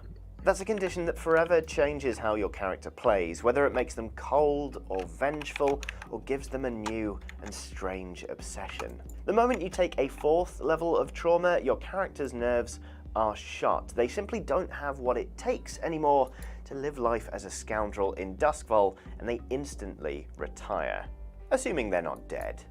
The system in Blades in the Dark, then, is one that rewards you for taking risks and putting your character in the firing line. It affords you great power over how the game plays out, but the costs can be pretty steep. And to be honest with you, I think that's one of the reasons it's so great, because even if things go wrong and you take a level of trauma, or worse, your character straight up dies, it's kind of narratively interesting. And besides, death in Blades in the Dark isn't necessarily the end. You can come back as a ghost, and I'm really not kidding here, if you're good enough at being a ghost, you can take over a body and become a vampire. Or hell a yeah. robot, if you prefer. And at this point, I haven't even touched on the different character playbooks, which are basically very loose classes, as these help inform what your character is good at and what special abilities they have. You might be a cutter, for instance, specialising in brute force and melee combat. You could be a slide, using your silver tongue to charm your way past the enemy's defences. You could be a leech, tinkering with technology and dabbling in alchemicals to make the world around you into a deadly ally. And you could even be a whisper, tapping into the ghost field and forcing the spirits of the dead to do your bidding. Oh, that's there so are plenty cool. of other roles for you to take on, and you're allowed to switch playbooks if a certain playstyle is getting a bit stale. Oh, you can just switch. Oh, that's so good. Yes. That's awesome. Okay, I fucking, like, again, oh man, that sounds so fucking fun. Dude, I want to make a system that's based around, like, 3 ghosts and one player, and all 3 ghosts, like, before session 0, you just decide that all 3 ghosts are bound to this person. Sure. Yeah. And hell, dude, you could even have it so those 3 ghosts have each of their 3 specialties, and every time you need to interact with something, they could take over the person, right? And then they are the person like acting in the situation, right? And so they're using their specialties through him. Oh, That'd be man. so broken. Oh, but no. So it's like you can't How? interact. It's functionally no different than like. Well, I mean, you have one character with all these different things that he can do. No. So this is the team. thing. The team is the ghosts. Oh, got it. No, the team is the ghosts. The person is the one they manipulate through. Gotcha. Yeah. I thought the one person was the whole team, and No. and was just using the ghosts. No, that would be crazy. You could have like everyone in your party be a ghost, and the one human NPC that's just constantly getting like jackknifed around between the ghosts is a DMPC. It's everyone is John. Yeah, he's like trying to take his schizophrenia meds and some shit. Yeah, and then just fucking, I'm in the theater now, and apparently I have this priceless Where play. did these jewels come from? Like, it's this script, this never-before-seen script. It's the worst case of schizophrenia ever. Yeah, exactly. Oh shit, I forgot about vampires being possessions. That sounds fucking awesome. I want this, being able to just switch classes like that. Yeah, dude.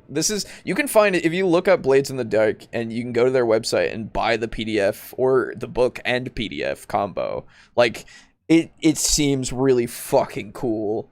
Yeah, this is really awesome. Yeah. All this going on, it's hard to know what the true star of Blades in the Dark is, whether it's Duskwall itself, the characters, or the gang they represent. It's a lovely melting pot of ideas that plays well with small groups and big ones all the same.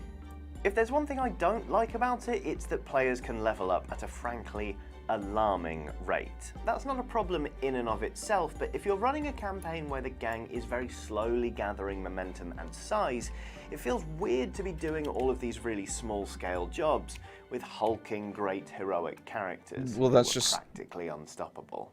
It can also be that's just what they choose to do.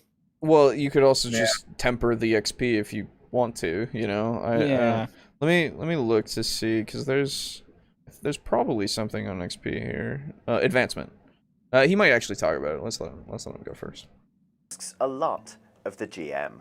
Because the players are free to determine their own objectives and generate their own scores, you'll often find yourself launched into a mission with very little notice and absolutely no time to plan. And to be honest with you, I think that's a really good thing. Running a campaign of Blades in the Dark made me a palpably better GM, but dealing with the unexpected on such a large scale can take some getting used to, so if you can, just psych yourself up before the session a bit. But anyway, that's why you should play Blades in the Dark. It's a great system and a stunning setting that works well for one-shots and for long campaigns. I heartily recommend you give it a go. Blades in the Dark has also inspired a bunch of other games known as Forged in the Dark games, the latest of which is Band of Blades, a game built on the same rule system that instead has you playing as a legion desperately fleeing toward the last bastion of humanity with an army of undead nipping at its heels. Bro! If that sounds like fun, keep an eye out for our review, which will be coming fairly soon. Now hopefully Okay, okay, wait, is he gonna just sign off? enjoyed this video. If you Yeah, okay. Alright. That sounds cool as fuck. That is neat. Well, very cool. As someone who never saw or read Game of Thrones, isn't that No. Game of Thrones? No. Okay. Not even close. Not in the slightest. Okay. Just checking, because Yeah, I don't know. They have a video on Band of Blades as well. I bet they do. Yeah, this is probably, I assume this was like older. But yeah, okay, cool.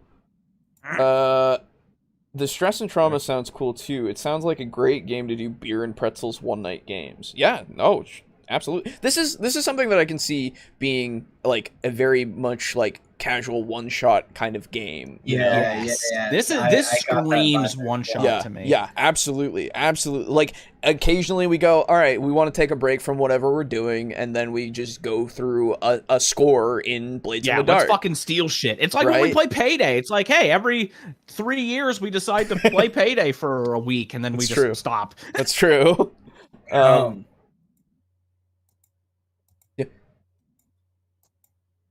Oh, okay. Yeah, so... Okay, that Malanthrope was not nearly as bad as I thought it was going to be. Thank That's God. good. Especially if you're going to make everyone vampires that body snatch. Hell yeah. They have, yeah, so I do want to look at this advancement page, and I'm looking at, and I'll put it on the screen here in a second as I drag it over into this now. There we go. Oh no, that's the actual site where you can buy it. You can go on Evil Hat Productions and get this $30 for the book and PDF. I think it's You can an also get investment. Thirsty Sword Lesbians. You could also get that. That's true. I love how there was somebody that actually did play it on YouTube. Yeah, I know, it's great. You could buy this, or you could get Thirsty Sword Lesbians and make a worthwhile purchase. True. So, I'm looking at this page, and it's advancement, PC advancement, because I was interested because he said you get a lot, you go too fast, and I'm like, okay, so let's see how you get XP. Each player keeps track of experience points that their character earns. During the game session, mark XP. When you make a desperate action roll, mark 1 XP in the attribute for the action you rolled. For example, if you roll a desperate skirmish action, you mark XP in prowess. When you roll in a group action that's desperate, you also mark XP. At the end of the session, review the XP triggers on your character sheet. For each one, mark 1 XP if it happened at all, or mark 2 XP if it happened a lot during the session. The XP triggers are your playbook-specific XP trigger, for example, address a challenge with violence or coercion. To address a challenge, your character should attempt to overcome a tough obstacle or threat. It doesn't matter if the action is successful or not. You get XP either way. You express your beliefs, drives, heritage, or background. Your character's beliefs and drives are yours to define session to session. Feel free to tell the group about them when you mark XP. You struggled with issues from your vice or traumas. Mark XP for this if your vice tempted you to some bad action, or if a trauma condition caused you trouble. Simply indulging your vice doesn't count as struggling with it unless you overindulge. You may mark end of session XP on any XP tracks you want, any attribute or your playbook XP track. When you fill an XP track, clear all the marks and take an advance. When you take an advance from your playbook track, you may choose an additional special ability. So I assume that's for your class. When you take an advance from an attribute, you may add an additional action dot to one of the actions under the attribute. You can also earn XP by training during downtime. There you go. Nice. When you train, mark XP in one of your attributes in your playbook. A given XP track can be trained only once per downtime phase. Also, you can advance your crew, apparently. At the end of the session, review the crew XP triggers and mark 1 crew XP for each item that occurred during the session. If an item occurred multiple times, mark 2, blah, blah, blah. Your crew-specific XP trigger, for example, the smugglers, is execute a smuggling operation or acquire new clients or contraband sources. If the crew successfully completed an operation from this trigger, mark XP. Contend with challenges above your current station. If you tangled with higher tiers or more dangerous opposition, mark XP. So if you play on Death Wish at level 1. Very much, yeah. Bolster your crew's reputation or develop a new one. Review your crew's reputation. Did you do anything to promote it? Also mark XP if you developed a new reputation for the crew. Oh, dude, rep. Rep is always cool. Yeah. Express the goals, drives, inner conflict, or essential nature of the crew. This one is very broad. Essentially, did anything happen that highlighted the specific elements that make your crew unique? When you fill your crew advancement tracker, clear the marks and take a new special ability, or mark 2 crew upgrade boxes. That's cool. Say you've attained this new ability or upgrades for the crew. Oh, right. For example, when a crew of assassins earns a crew advance, they could take a special ability like Predators, or they could mark 2 upgrades like Rigging and Resolve Training. Interesting. And then, of course, Profit. Every time a crew advances, each PC gets Stash, equal to the crew tier +2, to represent profits generated by the crew as they've been operating. Very cool. Very cool. Well, that's neat. So, a few games based on Forge in the Dark system. Scum and Villainy for Space Adventures. Hell yeah. Trophy Dark/Gold for Tragic Horror. Wicked Ones for Fantasy Dungeon Building. A Band of Blades for Pain. Nice. This seems like a great system to steal for heists and other operations for when you want less crunch and more story in normal TTRPGs. Yeah, yes. Absolutely. I highly recommend looking at the playbook and crew sheet to get a feel for how they look and feel. Yeah, that's probably, is that in the other video that I have prepared? We'll see, in fact. If it's not, we can find a character video and all that kind of stuff, later on. We'll see how much time we have left. But, for now, this is midpoint. So, yeah, that was a good video, by the way. Dicebreaker seems to be a pretty informative channel, from the, like, twice that we've seen it now, I think. Mm-hmm. Very good stuff. If you haven't yet, go sub to them. They also have an actual play that they did that he was talking about. Like, they do actual plays, so you can actually see Blades in the Dark being played if you are at all interested in that. But yeah, so, midpoint. Hi, everybody.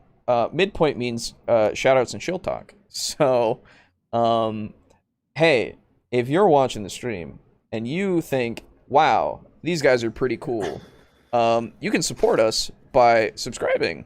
Wow! Legitimately, since I've started talking about it a little bit more, we have actually gained subs. Like, so we're at almost 550, I think, now? Good.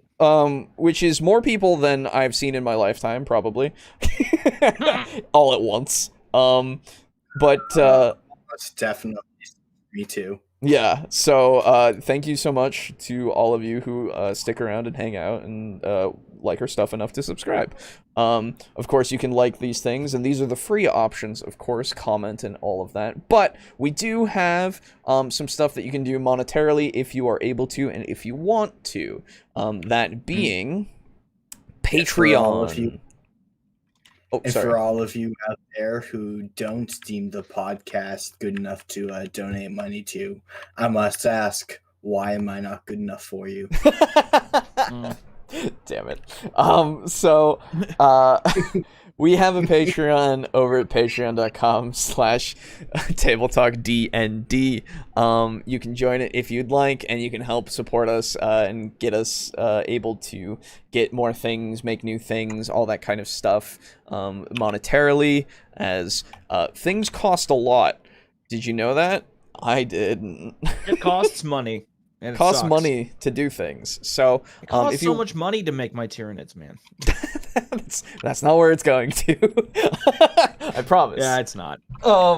But perhaps getting future systems to look at, or play for future campaign videos, even one shots just to see how we like them. That kind of stuff. As well as getting more stuff to get for you guys. But that being said, these are our patrons, starting from the top.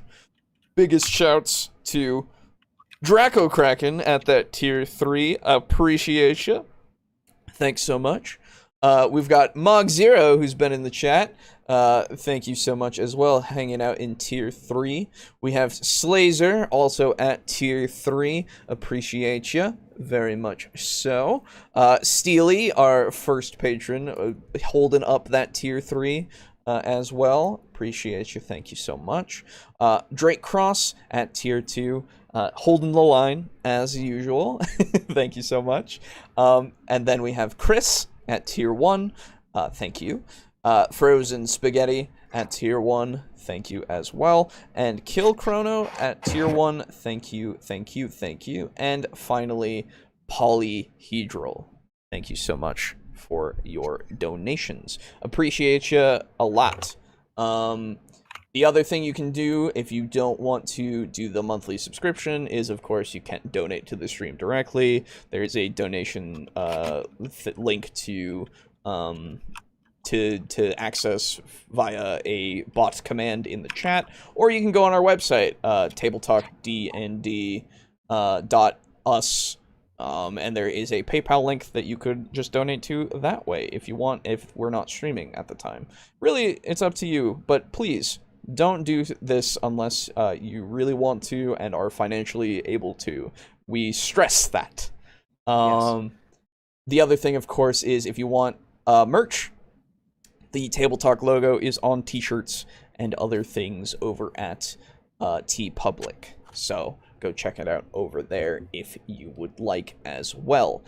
One other thing that I don't promote as often, but is another way that you can support us, is joining our Discord. We have a Discord server. Come hang out in it. We talk to people occasionally. But also, people talk to other people that are part of the community. And it's really cool, and it's fun to see. And, you know, we hang out. Got some goodness out there, too. Yeah, true. So, yeah, that's all that shoutouts and shill talk. Oh, one other thing that I want to say, for those who may not have been there for the stream last week, and also the stream, maybe the VOD even, maybe you're not interested in watching a guy build orcs for 6 hours. It was for 6 hours? Yeah, I went for 6 hours. After Holy you left, shit. I went for another, like, 3 or something. I don't remember. So how many orcs did you build? 3?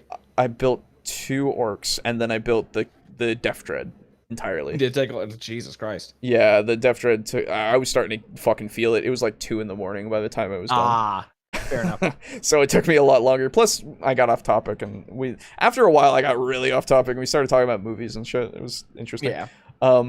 It was really fun, though. So that was that week, but in future, probably aren't going to be doing that kind of thing as a mainline episode. Maybe on occasion we'll hang out and do painting and building streams, you know, just to have as a little hangout in between thing on occasion. Yeah. Very much on occasion. It's going to be whenever we can, because usually I don't have time anymore because of job. Although be careful that make sure you buy the paints that you actually need this time. Yes, yeah, I will. I did find that I have some non-metal metal plate paints that I got. I don't remember exactly what they are, metal paints or whatever. I don't know what it's I don't know exactly what it is, but they are from Vallejo actually. And I got them as a Christmas present, and I never realized. So apparently they're good for metal, in which case I have some that are good for my Necrons. So I could actually... Necrons are metal models? Well, no. What I mean is, it's a metal color, but it's not metallic. Yes. Got it. They'll look like metal, so I might actually be able to paint Necrons before I paint orcs. Nice. You gotta choose an actual color scheme. Yeah, no, I actually have had one in mind for a while, which is good. That's good. So yeah, those will be on occasion. And during that stream, in fact, I did say, hey, if you're out there and you have some interesting lore that you've written for your own like world, or you have like maybe a homebrew kind of thing, perhaps if you would like for us to maybe look over it during a one of the episodes, and like critique it, or just give our general thoughts on such things, you could send it our way to our email, tabletalkdnd at gmail.com, I believe. Or is it D&D? It's been a while, but it'll be in the description, the link to our email when this goes up as a VOD. It's also, you can find it on our website. It is in the footer. So if you would like, and you want us to maybe look over your stuff, let us know. We can do that. It'll be fun, I think. Yeah. But yeah. So that's enough for all of that. That's all the things out of the way. Let us continue on with what we usually do here. To put more things in the way. Yeah, stumbling blocks. I love them. Yeah. So this next video is also about Blades in the Dark. I think it's a shorter one, if I remember correctly. Give me a moment while I switch the scene so that it does this right. Good, and then I put the video in here. Yes. So this is... This is how to Blades in the Dark by The Flickering Torch. It's like a less than 6-minute video, so we'll see what we learn, if we learn anything different. Because I figured having that basis is good, and then we have something that hopefully says this is how things work a little bit more in depth. Maybe. We'll see. Hello and welcome to The Flickering Torch. On today's episode, we're going to be teaching you how to play Blades in the Dark.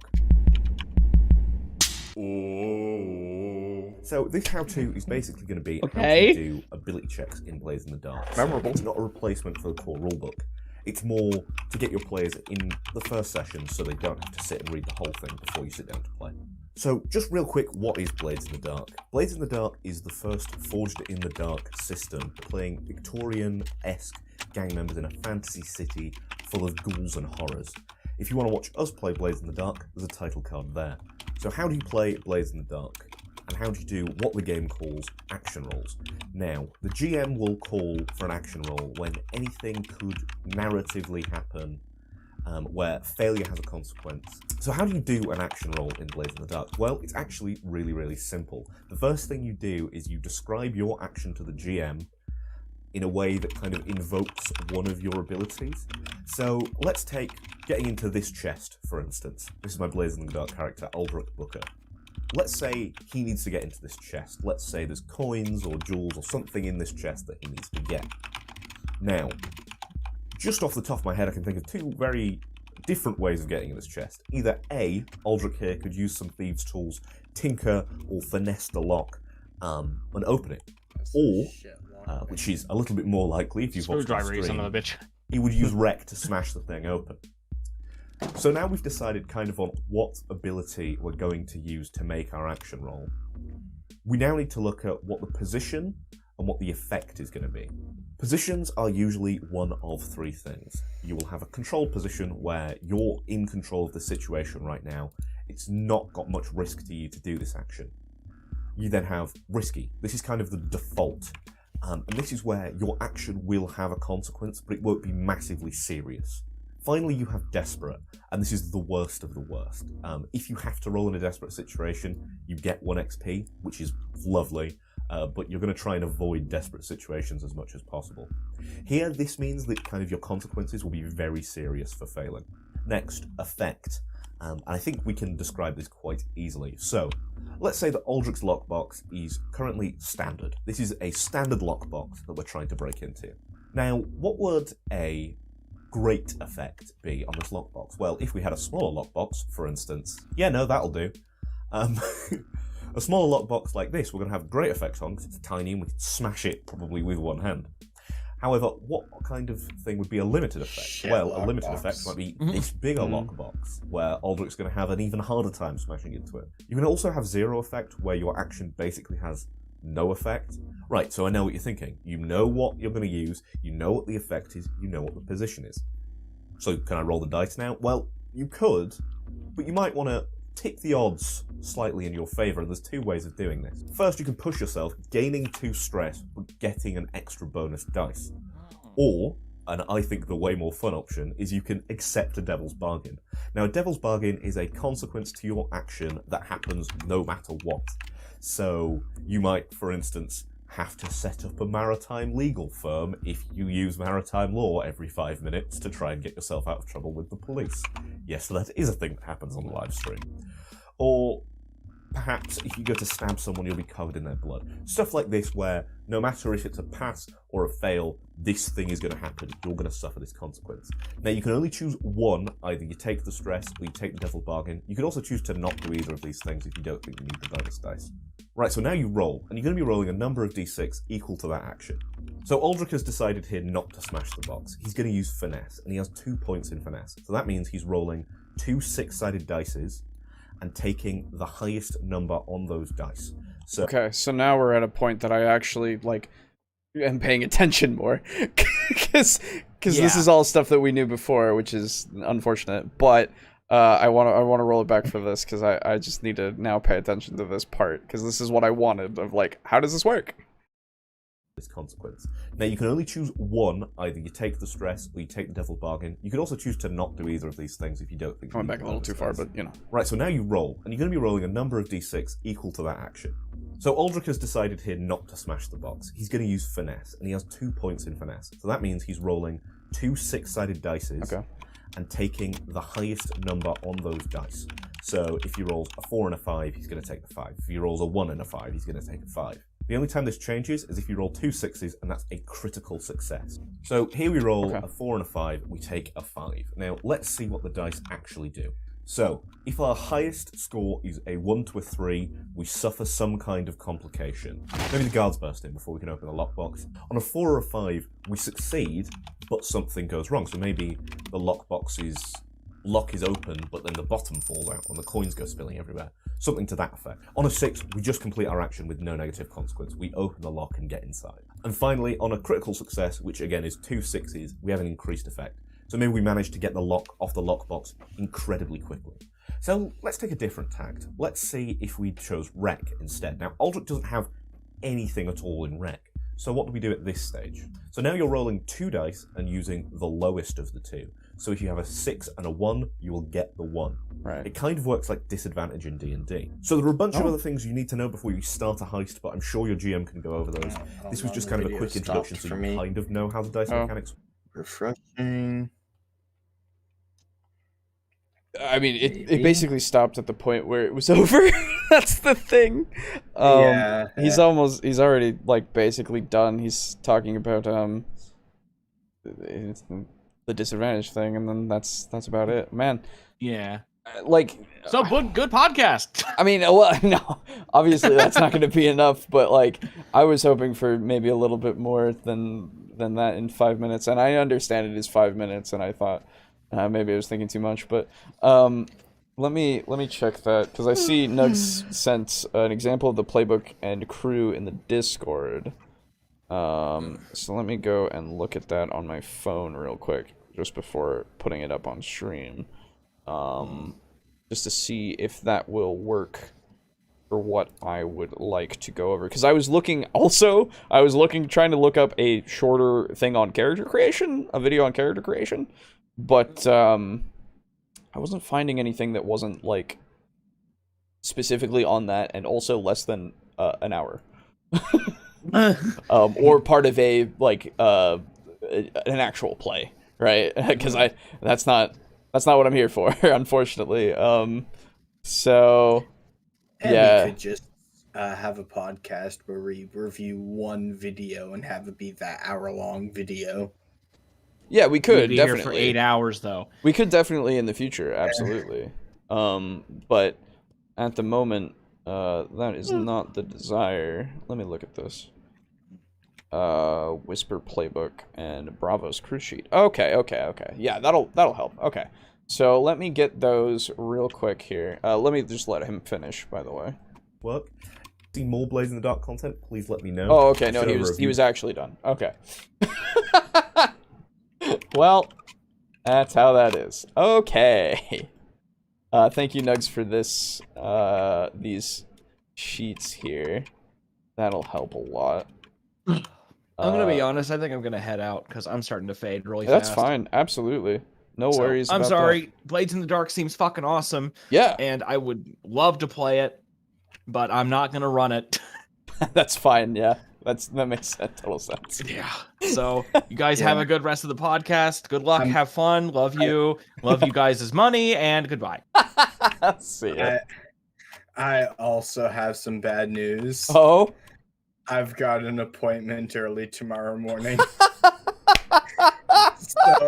So I was going to leave, and then Boo interrupted me with him leaving. And I was like, oh. Well, Well, I do I guess just- I am the podcast again, everyone. I was like, do I just stay and be No, tired no, tomorrow? And no, I was no, like, no. no, my body's at the point now where it will no longer function. Please go get some rest, dude. That's totally fine. It's just one of those things. We're all working men. We got shit to do. I understand. Good luck. No worries, dude. Thanks so much. Goodbye, all you beautiful subscribers. Fucking hell. Get out of here. Leave. Only donate to the podcast if you're in a position of financial stability. Of course, yes. There he goes. Okay. Well, I'm gonna end this call then, I guess, and put up the just me logo avatar. It's just me now. Hello. What a time. What a time. Well, unfortunately, it is just me again, but that doesn't mean we can't have some discussion here. So, bye guys, sleep well. I hope you're on time for your appointment. Yeah, exactly. Wish them well and everything. Thankfully, I don't have anything I have to do in the morning. I have a D&D game that I'm going to be a part of and hosting here at my house, actually, because we all have our fucking vaccinations, which is great, and we can actually play in person again, which is fantastic. So, yeah. So I'll be here, so I'm going to look over these things with you all, and we're going to just see how this goes. So, let me just get these up right here. So I can see. Okay, so here it is. So, oh, wrong one. There it is. All right. So, as you can see, this is a screenshot from our good old boy Nugs. Appreciate you. Thank you for this. So let's look it over and see what's going on. And while this is happening, I'll even... Not this one. This one! I'll have this over here, and we can switch to it on occasion if we have things that we need to look at and have explained, you know? So, let me get to characters, character creation. Okay. And then there's playbooks. Oh my god, I don't even know what these mean. Okay, so, here we go. So, this is for a whisper, it looks like. They have special abilities here. And you have where your crew and alias and name can be, and your look, that's cool. Your heritage, as well as your background. Okay. A vice, very cool. So, let's read along with Blades in the Dark's website. You can find this at bladesinthedark.com, in fact. This is just under character creation, under the characters. In fact, you could go to bladesinthedark.com/character creation.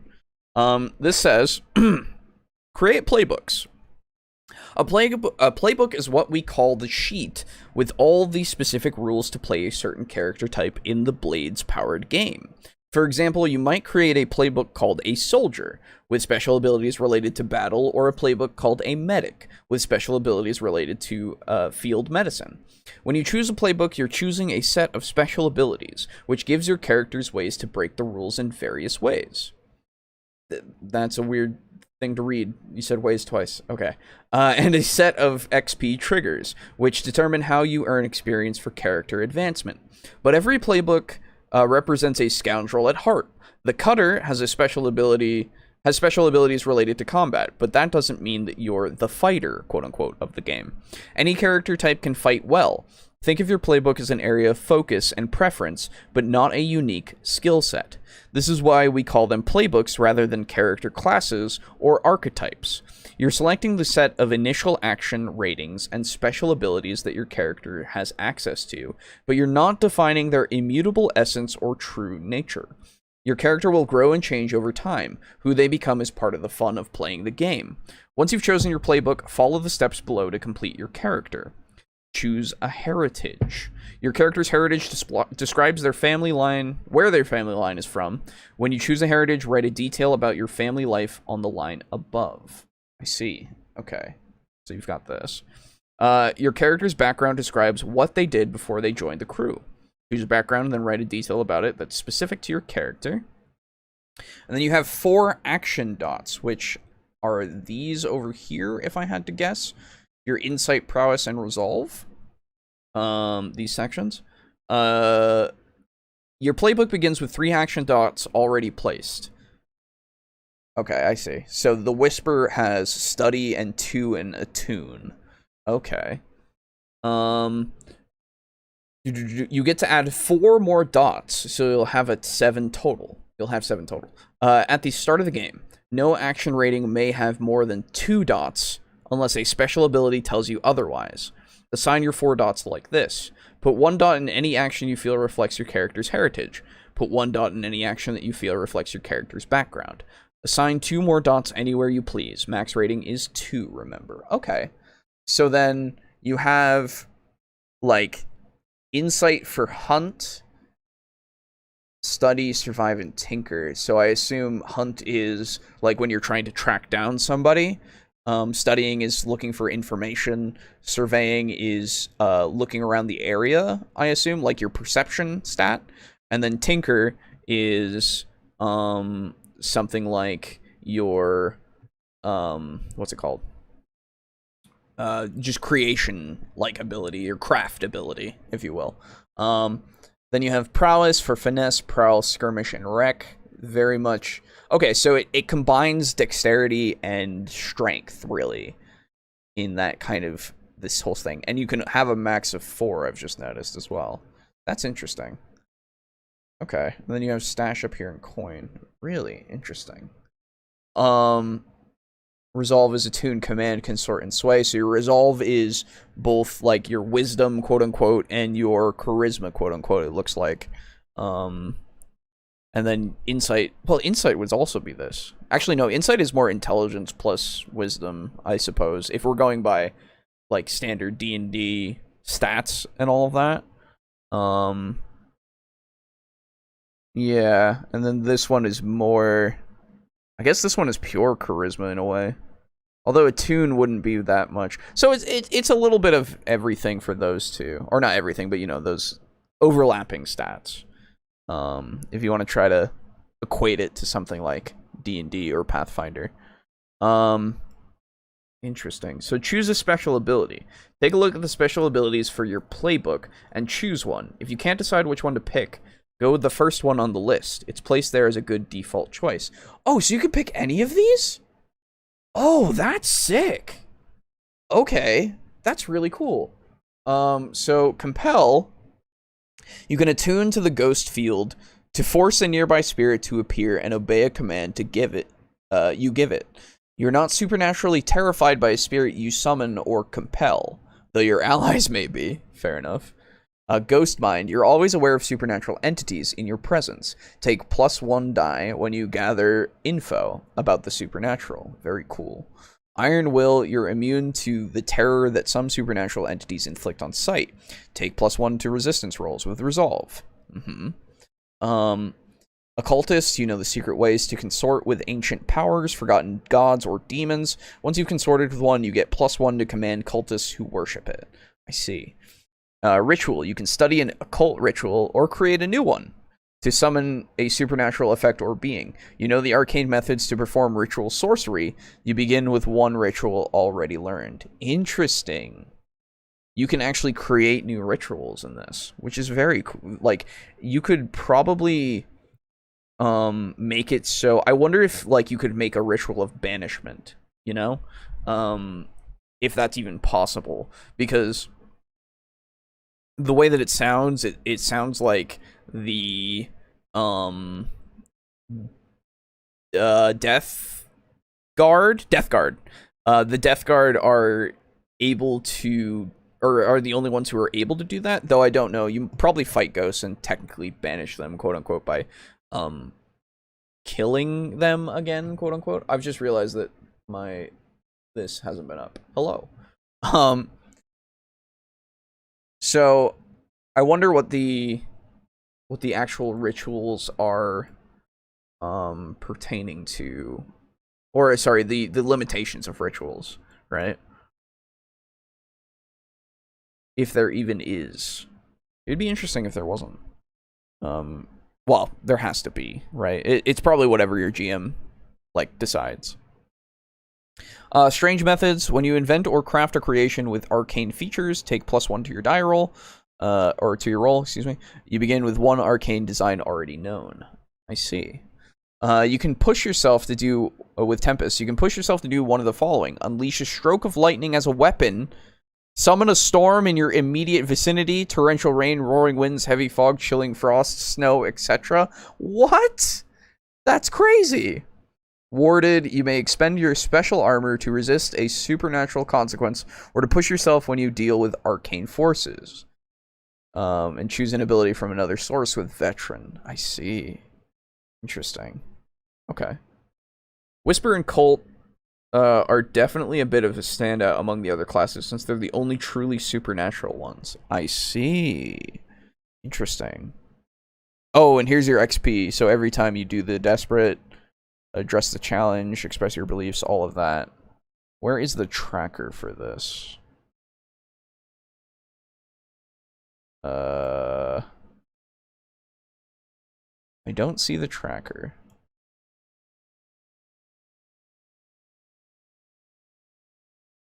Huh. I do enjoy that it does have the all of the things you can choose here. Like you can assist, lead, protect, and set up as something you can do to help with your team. And then it also has the planning and load limit. Choose your load limit for the operation. So this has all the plans, but it doesn't have the load limits. Oh, this is the loads. Oh! Okay. So you can have, is that 3? That's 3 light. Okay. 5 normal and 6 for heavy loads. And then you have all of these to choose from. That's very interesting. Okay. Tracker is top right above insight. Thank you very much. Oh, this is your playbook. I see. So you mark this off. You need 1, 2, 3, 4, 5, 6, 7, 8. 8 experience every time to do your level up, quote unquote, your advancement. That's very few, actually.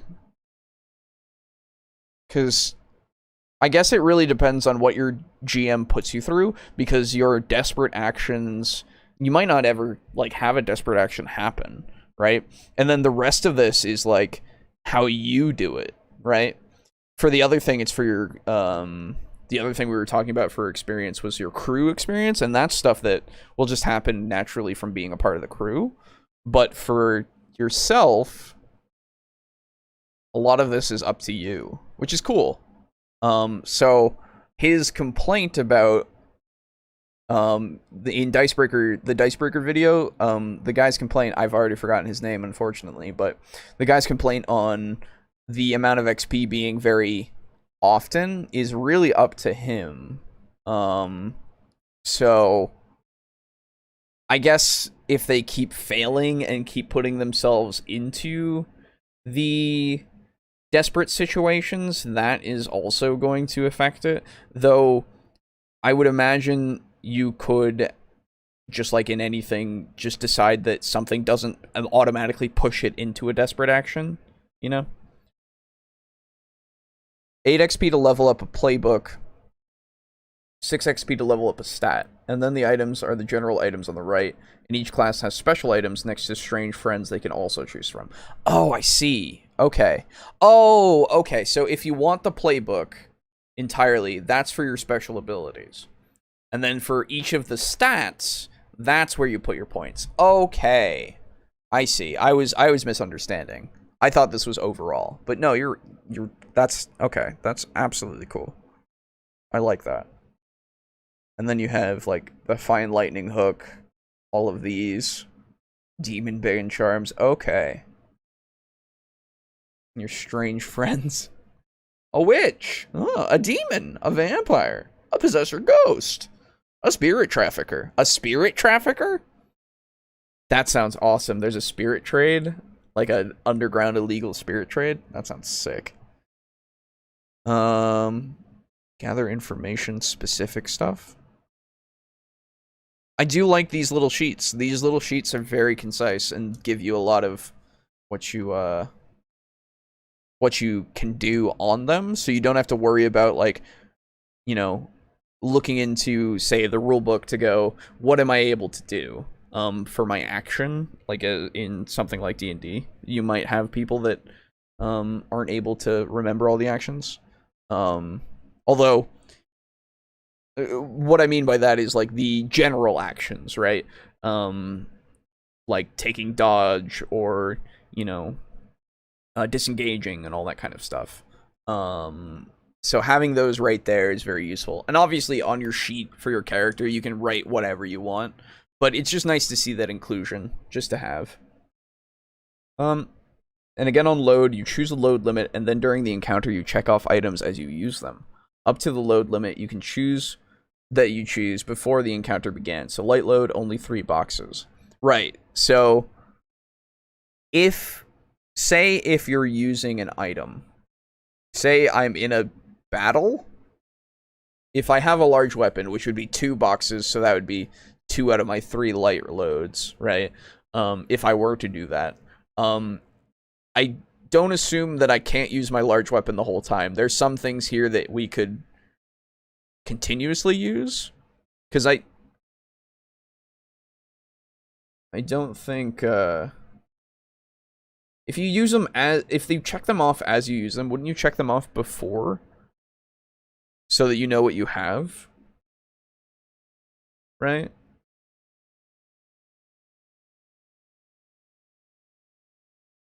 That would be interesting if I was able to, during the heist, just choose anything that I have here to use in that certain circumstance, right? Is it like you have all these options, but once you choose something, you have that only in that instance? I'm sorry, you have that for the rest of the score, you know? Part of the flashback idea. You don't have to say exactly what you had going in. Okay. Interesting. Yes. Okay. Okay. Okay. I understand now. That's a little... That's a little to me, but at the same time, I understand it. So... I don't know, man. I don't know. Special armor. Some special abilities refer to your special armor. Each character sheet has a set of 3 boxes to track usage of armor. Down here? These. Standard, heavy, and special.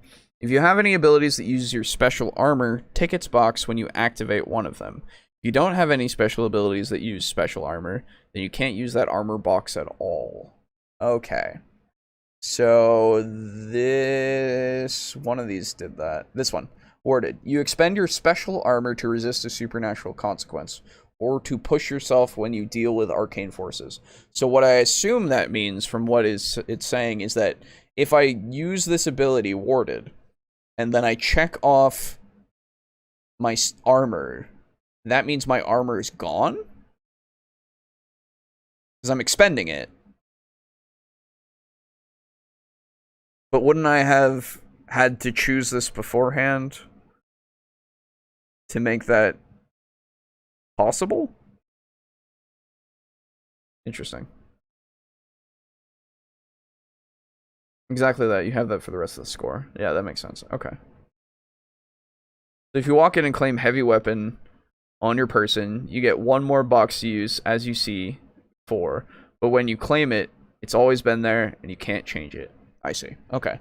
So I would have to claim this armor beforehand in order to even be able to use my warded ability. Otherwise, it wouldn't make sense to me. It's very weird to me, this whole flashback process, right? For Warden, yes, Warden is a special ability, so it's always available once per score. Once? Only once? Oh, all of these are only once? Oh, that's unfortunate. Choose one close friend and one rival. Choose your vice, right? Name, character creation summary. That's it. Cool. Interesting. Okay, so let's look at the other thing, sorry, awarded. No, you're good. Let's look at the sheet here, the crew sheet. Because this seemed very interesting to me. And I think, yeah, the crew playbook. Okay. So I have this to now look at as well. So, oh, interesting. Oh, okay. So yeah, you have this whole thing for, oh, you can have cohorts to your crew. That's nice. Okay. Interesting. And they have specific levels of quality. Very cool. And then they have their own special abilities, that give you more die to your plans. That's neat. Just warded. If it says to expel special armor, that means that you use it and then it's gone. Other special abilities are always available. Oh, I see. I see. Okay. So then, here we go. We have rep here, heat and wanted level. Where is my... Here we go, crew XP. Okay, there's that. And that's where that is. Okay, so short description of crew. Why does this say you're murderers? Wait, what? Interesting. Okay, starting upgrades. First upgrade and second upgrade. So you get 2 upgrades. Like Bravos rigging, 2 free load of weapons or armor. Ooh. Is that for everyone? That's great. Iron Hook contacts, +1 tier in prison. Nice. Okay, so that makes it easier for you to, like, maybe have influence over other prisoners. Elite rovers and elite thugs. Hardened. And then you have layer quality training and cohorts. Oh, okay, so this is what you can train. Or what you are training? It probably says over here. Favored operations. Oh, didn't mean to do that.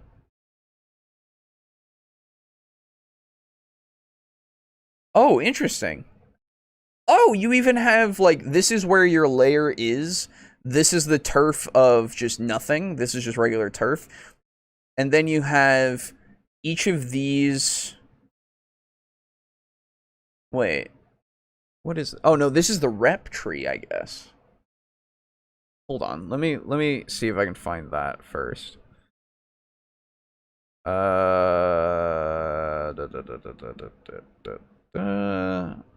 Oh god, there's so many things you can do for your crew. Oh, that's ridiculous. There's a bunch of... Here, I'll show it. There's a bunch of crew... This is the claim map. Okay. Oh, okay. So getting a turf here corresponds to you require 1 less rep to advance in tier. I see. And you can have 6 max turf. Okay, so this is your map of claims that you can do in total. I see. So then each of these gives a specific buff and makes it easier for your rep to go up. +2 coins for battle or extortion. Okay. And then I assume, yeah, that makes a lot more sense. Okay.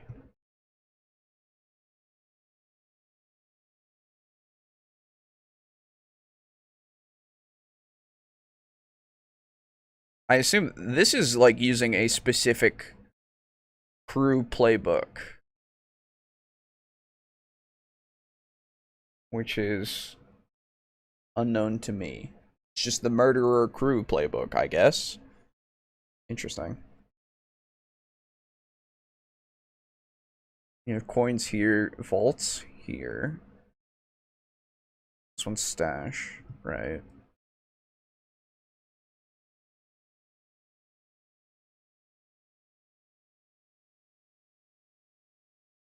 Okay. I like the idea of being able to upgrade both yourself as well as upgrade your entire like gang or crew, right? Because then you have an overall upgrade that applies to everybody. And then you have your personal stuff. So it's always going to be good, or sorry, it's always going to benefit everyone every time, regardless. And like your specialized character can also make your individual actions in the scores easier or harder depending on what they do. But yeah, no, this is super neat. Yeah, no, I'm super into this system.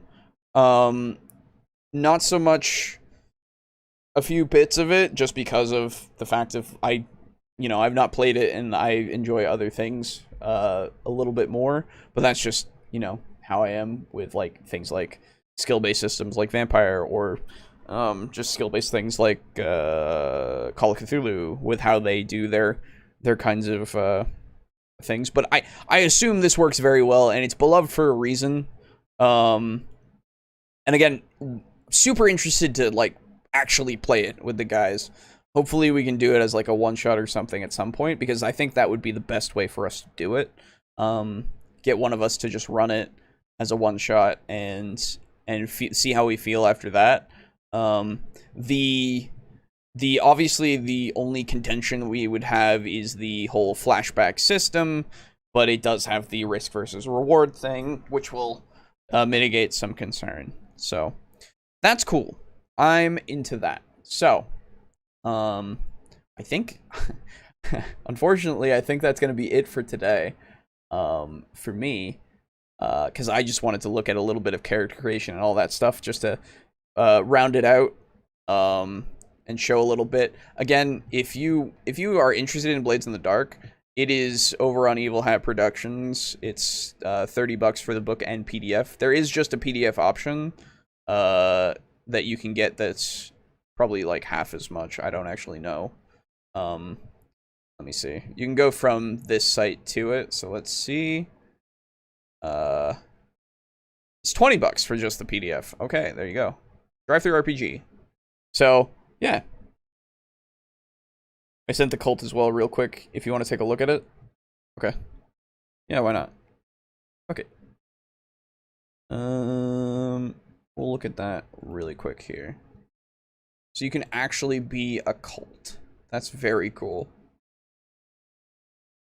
Ancient Tower, +1 to consort with arcane entities on sites. That's neat. Glory Incarnate. Your deity sometimes manifests in the physical world. This can be a great boon, but the priorities and values of a god are not those of mortals. You have been warned. Dude. Okay, that's sick. Your cohorts abandon all reason to devote themselves to the cult. They will undertake any service, no matter how dangerous or strange. They gain +1 to rolls against enemies of the faith. Wow. Each human sacrifice yields -3 stress costs for any ritual you perform. Very nice. We can just destroy people to make our rituals better, of course. Man, that's so cool. I am super into this, like I said, like I keep saying. But yeah,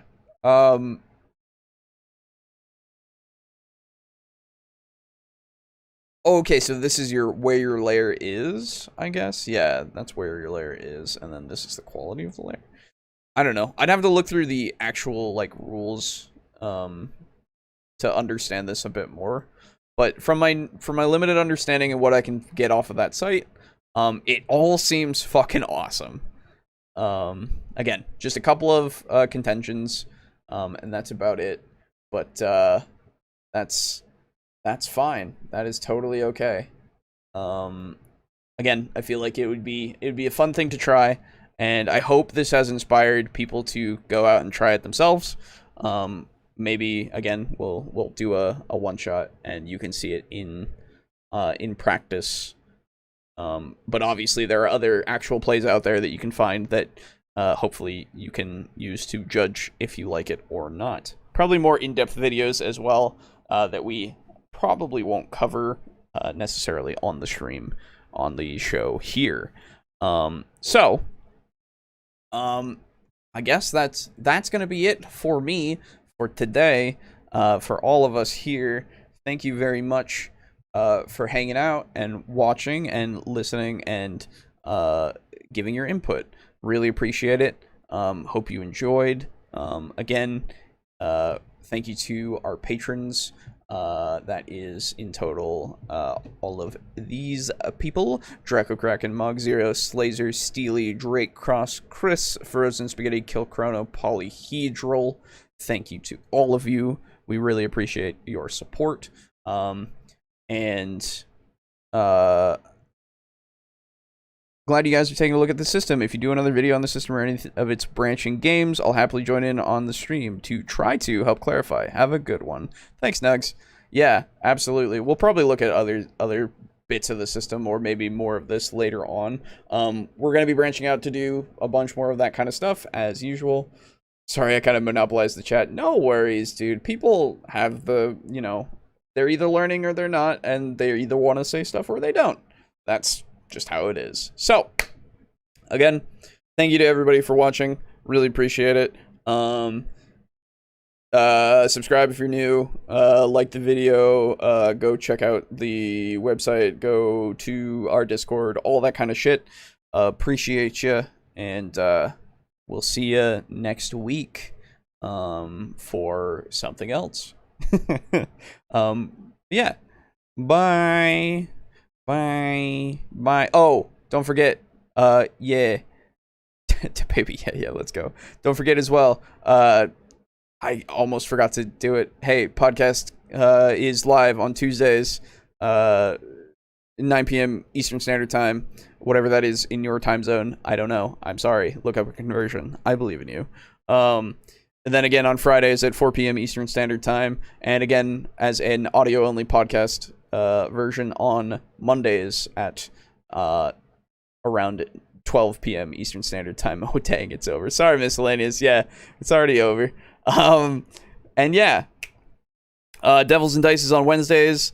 When we have done that, I have one in the works that I forgot to put together, unfortunately. So it'll be a bit staggered. We'll see how it goes. But hopefully I can get that up tonight and into tomorrow for patrons to see first, and then for the public. But that is on Wednesdays at 4 p.m. Eastern Standard Time. Check it out. It's real fun. We're going through a pretty cool arc right now. So get in there.